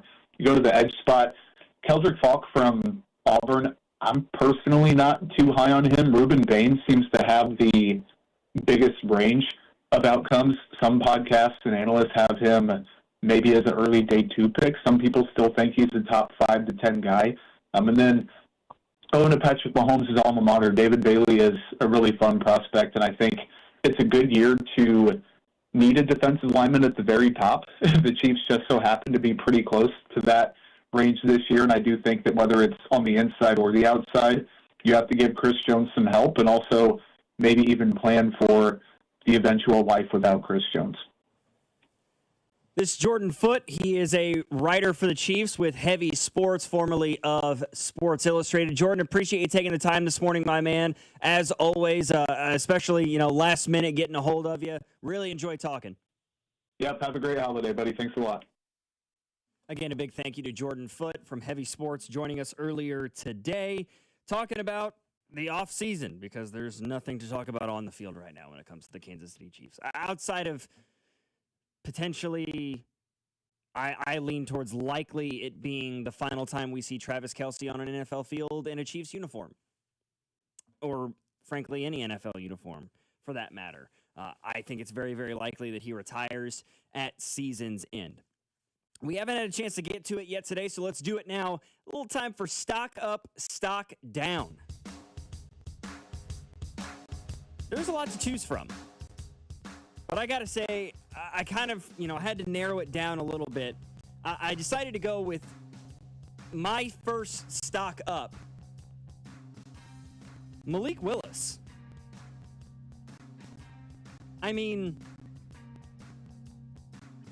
not from the standpoint of, I'm not saying like, oh, Malik Willis is all of a sudden going to be getting starting quarterback looks in the NFL, but I think Malik Willis is doing enough right now to give him another 2, 3, 4 years in this league as a backup. I mean, he looked really, really good against the Ravens. Now, it came in a losing effort, obviously, but I was incredibly impressed with the way that he carried himself for the Green Bay Packers against Baltimore yesterday. Or shouldn't say yesterday, Saturday. 18 of 21, 288 and a touchdown. He looked really, really good. He handled himself well. Not to mention the fact he had 2 rushing touchdowns on 9 carries for 60 yards. I'm not saying that Malik Willis looks as a starting quarterback in this league, but he's a guy who could become a long-term backup in this league, no question in my mind. I think I get what you're saying. I think a backup, a career backup with maybe 1 or 2 years where he starts on a really bad team that's clearly not trying to win, like a Tyrod Taylor type career, like sure, I think he could have that. I think that's plenty feasible, especially considering his performance last week. I've got 2 stock ups, and they're both on the Chicago Bears. So I'm just going to generalize them and say the Bears' rookie offensive weapons get my stock up. I mean, the game against the Niners was fantastic. I mean, that was just back and forth. I saw something on X said it was the first game that's ever been tied at 7, 14, 21, 28, and 35. Whoa. I mean, it was one team scores, the other team answers. One team scores, the other team. It was just a great football game. Yeah, Luther Burden, 9 catches, 138 yards, and a touchdown. Colston Loveland, 10 catches, 94 yards, and a touchdown. Somewhere, Jay Binkley has his hand in a fist, and he's yelling at the clouds about Luther Burden and the Chiefs passing up. Now, I'll take Josh Simmons. I'll take the franchise left tackle. But, man, I can't believe the Bears came away with both of them in the same draft. So Luther Burden and Colston Loveland get my stock up. The other stock up that I have is Zach Charbonnet. I mean, he's been a reliable back in this league for a couple of years now. This is his 3rd year in the league, and he's done good things when he's been out there on the field. It's just been very limited, right? And that's due to Kenneth Walker being there and him being the starter and Charbonnet being the backup. But I think yesterday, really, for the first time this season, has solidified what I think we all have been kind of feeling, and that is that the Seahawks have a guy that they can lean on and let Kenneth Walker walk. I know, yeah, pun intended, unintended, whatever. Definitely intended. That's okay. Fair. 18 for 110 and 2 touchdowns against Carolina yesterday. That showed you fully capable of getting 15 to 20 carries a game, right? We know he can catch the ball a little bit out of the backfield. He's not super adept at that. But I think for Zach Charbonnet, he's helped his own case to become the feature back for Seattle next year and to say to them, hey, I know you like Kenneth Walker, but I can do this. And if you're willing to let Kenneth Walker go, I can be the starting back. I can be the bell cow that this offense needs. Proved that in spades yesterday against the Panthers. Well, I'm going to move on to my stock down here in a second, but I'll give a bonus stock up just because we've highlighted every other member of the organization today in Seattle. Clint Kubiak. Guy's going to get a head coaching job this offseason. Clint Kubiak, son of the other NFL coach. Is it Gary Kubiak? Yeah, I believe so, yes. Texans coach, eventually was on the Broncos. Yeah, Clint Kubiak, the offensive coordinator for Seattle. I fully expect him to take a head coaching job this offseason. My stock down's got to go to Pete Carroll.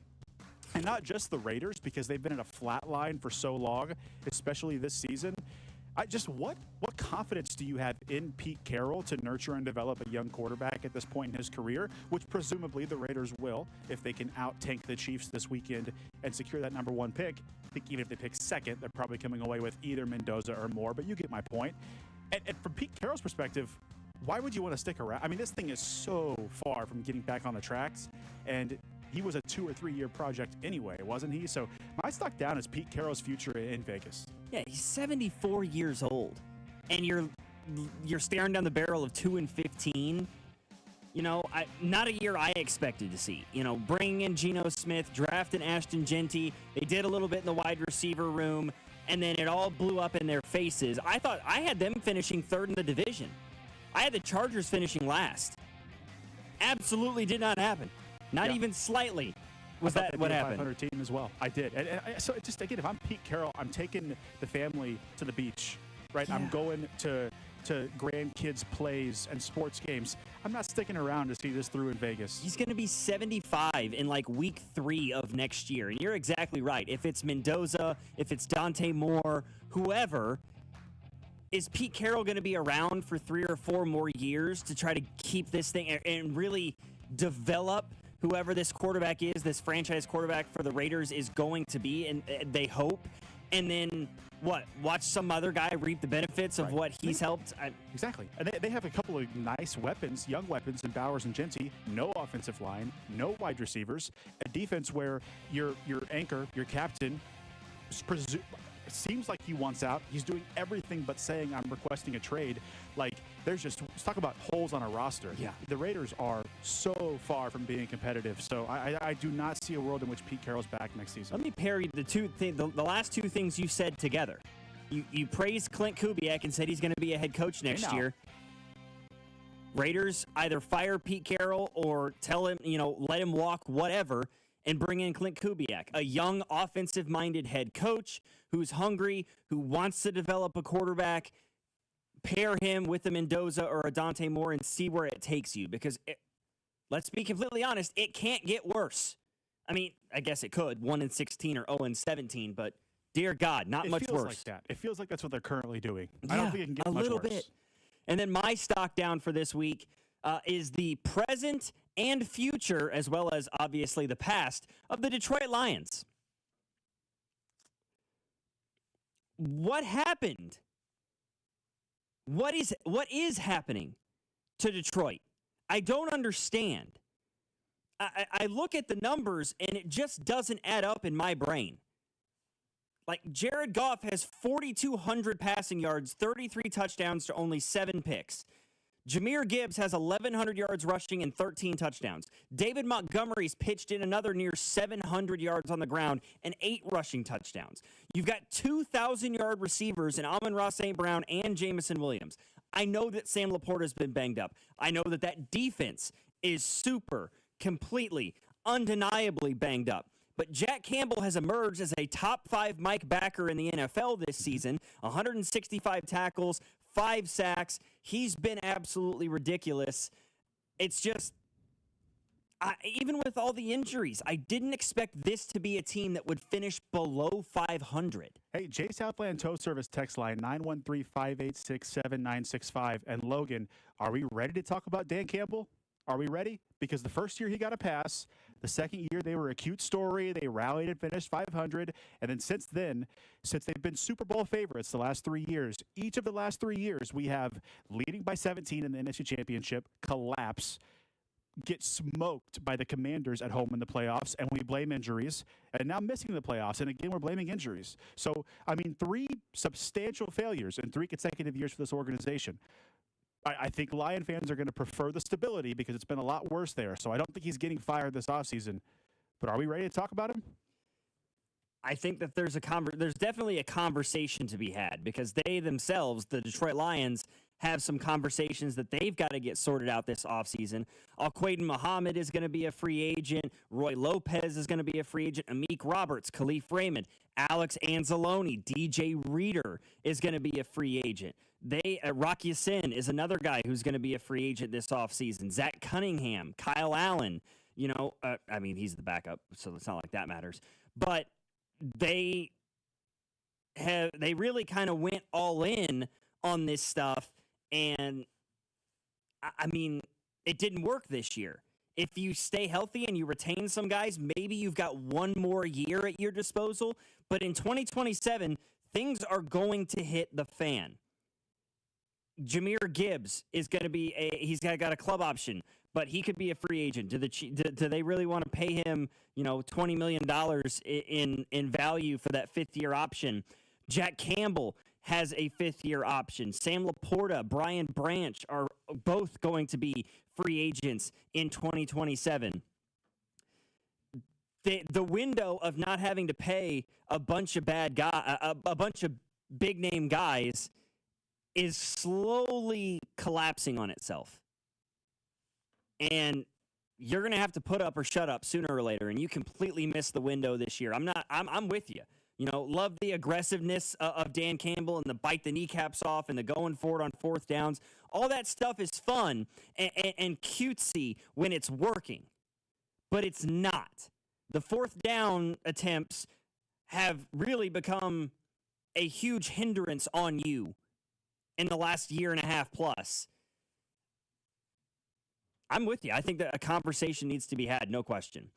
913-586-7965 is our number. We'll get into some what's trending on the other side of the break here. Cody and Gold, Logan Weber and Nathan Williams filling in for the guys here on 96.5 The Fan, your home for Kansas City sports. This is Cody and Gold on your new home for Royals baseball. 96.5 The Fan, brought to you by Heartland Men's Health, the leader in men's sexual health. Thousands of men have been successfully treated for low T, ED, and more, all with discretion and compassion. Make your appointment at heartlandmenshealth.com. BetMGM is now available in Missouri. Sports fans in Missouri can sign up for BetMGM using bonus code DUSTY and get up to $1,500 paid back in bonus bets if their first bet does not win.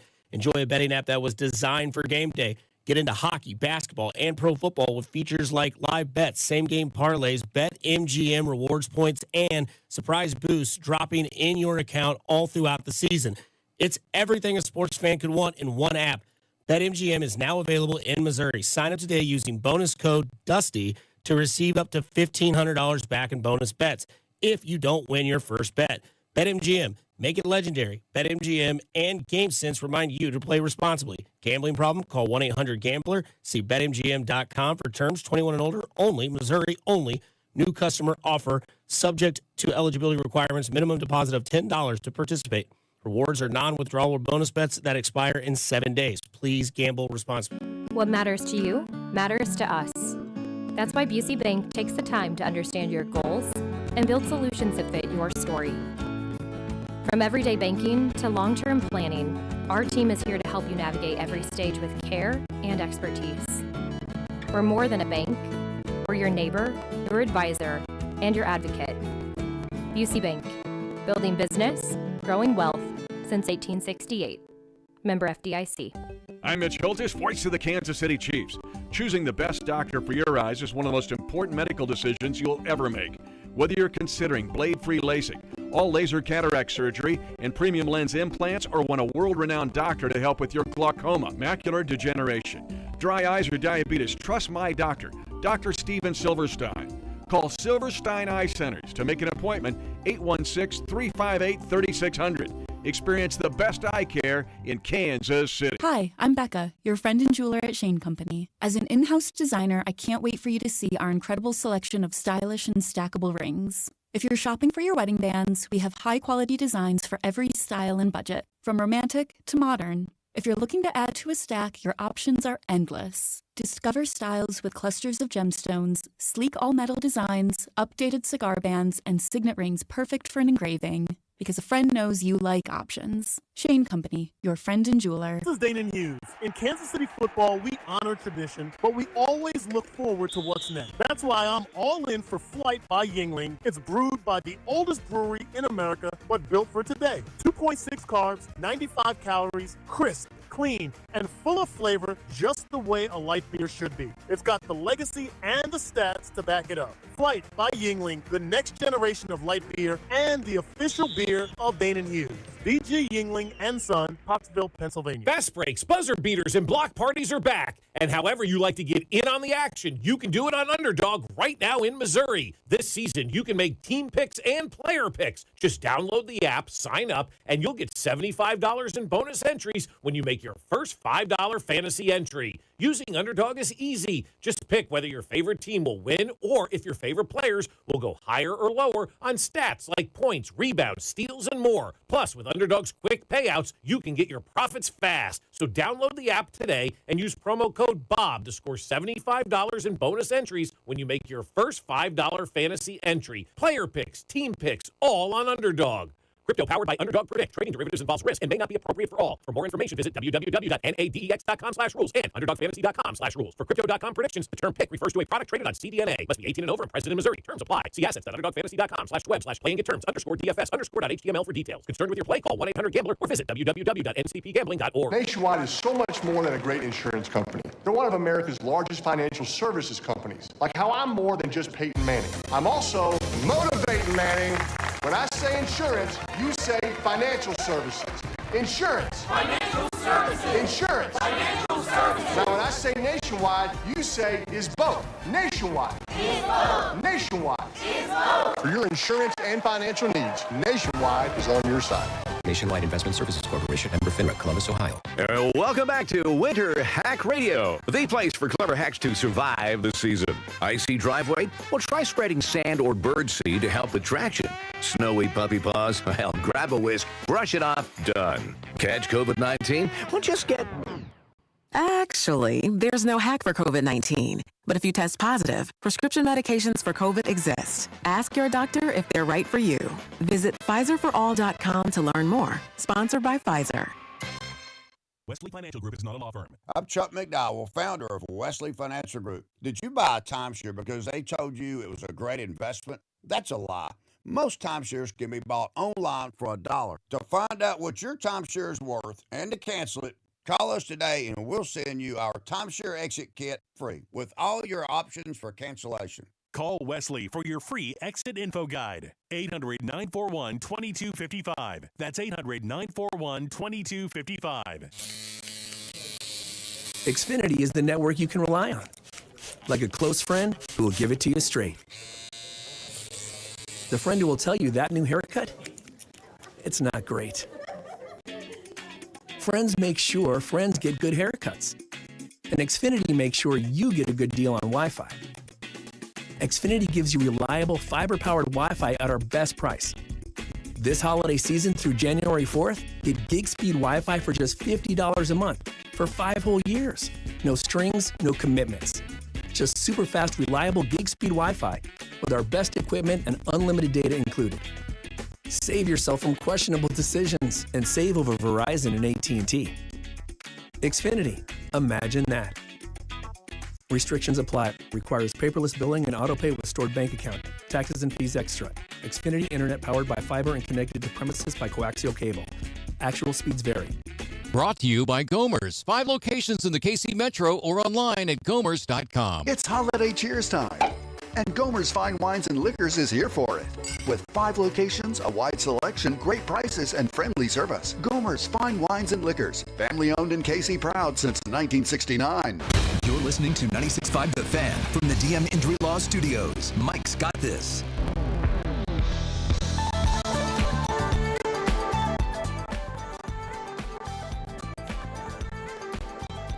Logan Weber and Nathan Williams in on this Monday, December 29th, filling in for Cody, Gold, and Drew here on Cody and Gold, 96.5 The Fan, your home for Kansas City sports. 913-586-7965 is our number. I got a couple of Chiefs-related conversations to discuss here as we close out our show today, but first, let's get into what's trending. What's trending? God dang! Brought to you by Telly Tire and Auto Centers. Winning starts with a great drive. Since 1942, Telly's certified techs have delivered complete car care with top brand tires and expert auto service. Keep your drive going. Take it to Telly. Visit TellyTire.com today. Number one, we don't have a ton of detail on it just yet. Things have begun to come out maybe in the last hour and a half or so. But Anthony Joshua, former heavyweight champion of the world, a Nigerian-British boxer, was injured in a car crash in Nigeria earlier. I don't know if it was earlier today or if it was even last night. They said 11 a.m. local time, so it was earlier. It was late morning today. He suffered minor injuries, they say. He was traveling in the back of a Lexus SUV when the vehicle was involved in a collision.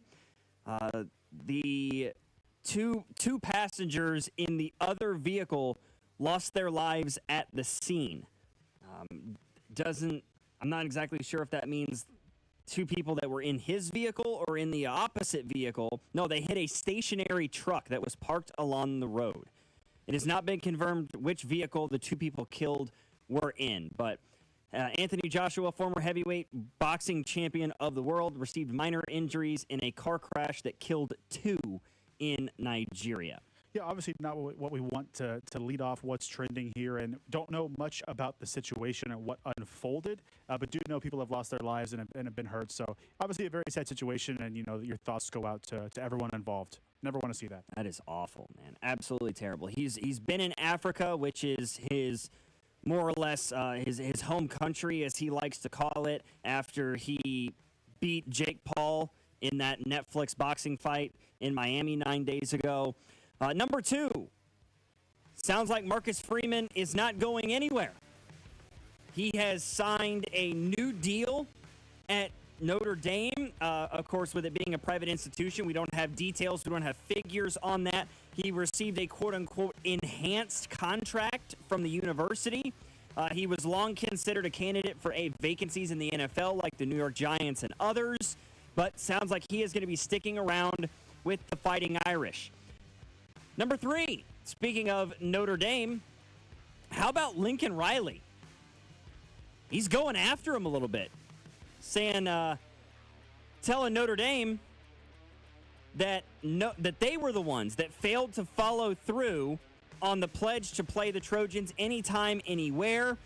He spoke earlier today in San Antonio ahead of the team's appearance, the USC's appearance in the Alamo Bowl, said that it was Notre Dame's fault that this thing is no longer taking place. We took Notre Dame at their word, quote unquote, that they would play us anytime and anywhere. That proposal was rejected. Not only was it rejected, 5 minutes after we got the call, it was announced that they had scheduled BYU. Lincoln Riley doesn't like what Notre Dame's pulling right now. And good for him. And I'm not the biggest Lincoln Riley fan in the world, but I'm glad people are calling out Notre Dame for all of this nonsense that's come to a head in the last month. I kind of thought Freeman was going to take an NFL job. I think he would have been considered for one had he wanted it. Notre Dame's got to retain their crybaby in chief, though, so I'm sure they gave him a pretty penny to stay there in Notre Dame and continue that campaign of us against the world, which just doesn't exist. Dude, it's so disappointing for me because I liked Marcus Freeman. Like, I really did. His first couple of years at Notre Dame, taking that team to a national championship game, and after all the hoopla from Brian Kelly about, like, you can't win a national championship at Notre Dame today, and Marcus Freeman's like, hold my beer, I'm going to take us all the way to the Natty, and we're gonna lose to a really good Ohio State team. And then for him to just completely dismantle that in a year's time by being, we only lost to Miami by X amount of points. How come they got in the field and we didn't? And, our losses were really good. Our wins weren't, but our losses were really good. And then we're not going to play in a bowl game. We're not going to do this. And Notre Dame Twitter is just an absolute cesspool. It's a disgrace. Ugh. I mean, why? Yeah. Don't join a conference. Don't win your games. Yeah. And don't hold yourself accountable. Yeah, don't blame yourself. Blame everyone everybody else's else. fault. Now we're crying about scheduling. It's Christmas. Yeah. Like just lay off the campaign for a little while. We got the AD holding press conferences about other conferences. It's just ridiculous. Yeah, you're arguing that the ACC doesn't deserve to get a team into the 12-team playoff. Meanwhile, That's what your schedule is. You may not be in the ACC, but you play more or less an ACC conference. You play 7 games against the ACC, man. Well, if you don't think that their conference is talented enough to get in, you beating them should have no bearing on you being able to get in. Exactly. Yeah. Our only loss is to an ACC team. Can't then coexist with the argument of the ACC isn't good enough. Yeah. It doesn't make any sense to me. And then number 4 on what's trending. Yeah, this one isn't sports related. Are you a Stranger Things guy, Nathan? I'm not, but I've got so many family and friends that are just locked in right now. It's good. I got caught up yesterday. The part 2 of season 5 came out. They released the first 4 episodes and back like right around Thanksgiving, and then 3 episodes came out around Christmas. The 8th and final episode of the show comes out New Year's Eve into New Year's Day. And I'm jacked about it, man. I really do. I'm a huge fan of Stranger Things. I tried to get my wife into it. She wasn't quite as receptive as I am to it. It actually took me a while to get into Stranger Things. I took the opposite route. I was into season 1, started season 2. It's one of those shows that it took so long between production that I lost interest year over year. Yeah, isn't that last episode like over 2 hours though? That's coming up on New Year's Eve. Like I know it's a huge deal. It for is fans of the show. Massive episode. Yeah, comes out on December 31st. I'm trying to see what the runtime on it is. Yeah, it's more or less a feature film at this point. Looking at it, it doesn't give me a runtime. Let me see if I can find something on it really quick. I think it's probably at least like an hour and 20 minutes. 2 hours and 8 minutes. Yeah, oh my God. That's a movie. That's insanity. It's the longest episode of the season and a feature-length finale for the entire series. Yes, that we know. That's got to be the longest series finale for a television show ever. That's ludicrous, man. But honestly, I'm here for it. I really am. I'm going to be glued to my television screen. What is the exact time that this thing is going to drop? Because I know it's New Year's Eve, but is it like 11 o'clock on New Year's Eve where you're like, no, I got to get ready for the new year, so like I'll watch it on New Year's Day? I really would urge anybody. Oh, it's going to release at 8 o'clock Eastern time, so 7 o'clock Central. So you could watch it prior to your New Year's Eve festivities if that's what you chose to do. It's funny. I actually got into the show because of my parents. Like, it's one of those things that, like, it feels like a show that is very much geared towards, especially the earlier seasons, like kids that were, like, around my age, like high school, college-age kids when it first came out. But my parents were, like, in it from the word go, right? I think what allows this show to pull from so many different age groups and groups of people is because it's set in the 80s. Right? So, like, my parents who are 80s, 70s, and 80s kids, like, they really like it because it reminds them of, like, when they were kids, right? The shopping malls and the music and the biking around town stuff that we don't necessarily, like, people our age, like, we don't necessarily have a great understanding of that. You know, like, the mall thing, I get it. You know, like Independence Mall and places like that we grew up going to. But I don't know. It's just a very different environment being a kid in like the 2010s and the 2000s and I mean, for kids in the 2020s than it was in the 80s. So like my parents specifically, really got into it because it reminded them of when they were kids. But then we were kids ourselves and watching children do the things that they were doing. I really do seem to like it. Apparently, we got some people in the text line that are into it as well. Volume 2 of the season of Stranger Things is so underwhelming. Welcome to Derry was better. Yeah, I didn't watch Welcome to Derry. I admittedly, dog, I do not like horror movies at all. I do not do horror. I hate Halloween. It's just who I am. I do not like it in the slightest. So I couldn't compare the two. I don't necessarily disagree that it's been a little bit underwhelming. I really enjoyed it. I mean, there were some twists and turns along the way. With everything that was going on with Max, and that's kind of crazy. That whole thing, I really seemed to enjoy that. I feel like Volume 2 was just supposed to be a lead up to Volume 3. Thrilled that nobody died. Sorry if I'm announcing spoilers for you. But I'm so pumped for this series finale to come out. Since you watched Stranger Things, any predictions on deaths? I think it's only 11 that dies. Oh, predictions on deaths is hard.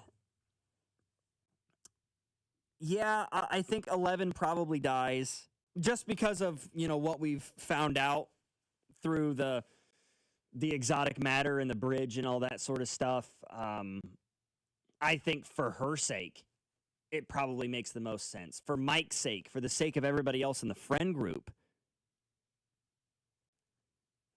I think it makes sense. Outside of 8 is probably going to die too. In fact, I think she might actually be a bad guy, and we just don't know it yet. Vecna's obviously going to die. Among the friend group, I hope nobody inside the friend group dies. I really do. Mike, Will, Lucas, Max, Dustin, I think they're all okay. I don't think Steve's going anywhere. I could potentially see a scenario where if 11 dies, then Hopper dies as well, right? You sort of become this de facto father to her a little bit. But God, I feel like I am getting way too in the weeds right now. I can look across the glass separating Nathan and I and see that I have lost him completely. So Steve the Hare Harrington is going to die in front of Dustin. How dare you? Don't put that on him. Don't put that on Dustin. Don't you dare do that. He already watched Eddie die. No, he can't watch Eddie die and watch Steve die. Please don't. Please don't do it.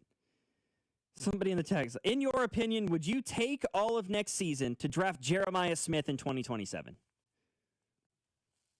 I love Jeremiah Smith. I absolutely love Jeremiah Smith as a prospect. I have said it before on this station, and I will say it again. I think Jeremiah Smith will become the first wide receiver taken #1 overall since Keyshawn. It'll be the first time in 30 years. That's how good a talent Jeremiah Smith is. But no, you don't take off next season in order to draft Jeremiah Smith. You don't throw away another year of Patrick Mahomes in the hopes of getting a #1 overall pick to get Jeremiah Smith. Absolutely not. I still think that Rashee Rice and Xavier Worthy I think they can be really good football players. I still have belief in those guys. I do. It's a matter of health. It's a matter of development. And it's a matter of using those guys in the right settings. Rashee Rice on screenplays, I don't think is the move. Short to intermediate routes. Xavier Worthy should not just be a straight line burner. You use Xavier Worthy in the intermediate parts of the field, deep posts, deep corners, those sorts of things. Maybe a dig route every once in a while in that short field to see if he can utilize his speed to beat guys. It doesn't just have to be these exotic corner posts and seam routes to do anything of that magnitude. I love Jeremiah Smith, but I still have some belief in what the Chiefs have at wide receiver in the future that, justifying tanking another year to try to get Jeremiah Smith, in my view, no, absolutely not. Yeah, you don't waste another year of Mahomes and Reed. I don't care who the prospect is. I think you only do that no matter who you are, if it's for a quarterback, first of all.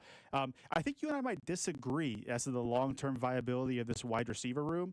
I think there's enough talent there in this draft and, look, in free agency as well to supplement maybe the back end of that wide receiver room if that's the way they choose to go. Of course, we've talked at length about edge versus receiver versus running back.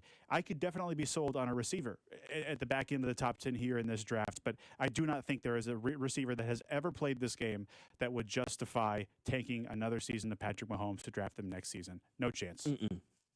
Not in my view. I really don't.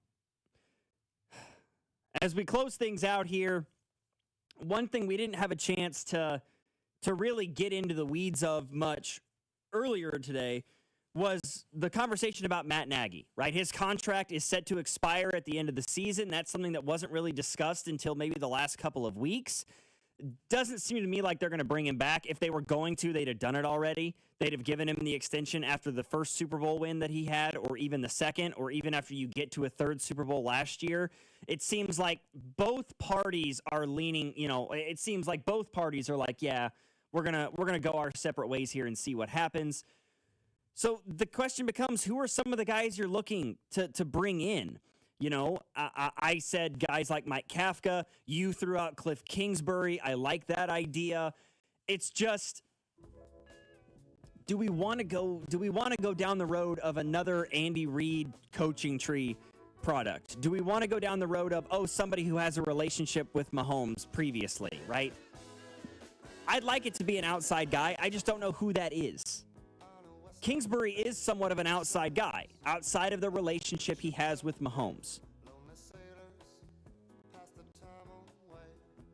I'm just not...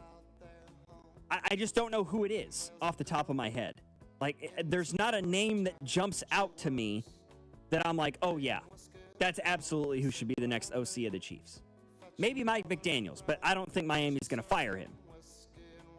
I don't. Something in the text line, wasn't Calvin Johnson a number 1 overall pick? No, he was the number 2 overall pick in 2007. I believe Matt Ryan was the top pick in that draft. That'll do it. For my producer, Nathan Williams, I'm Logan Weber. We'll be back tomorrow here on Cody and Gold, filling in for the guys, 96.5 The Fan. This is Cody and Gold on your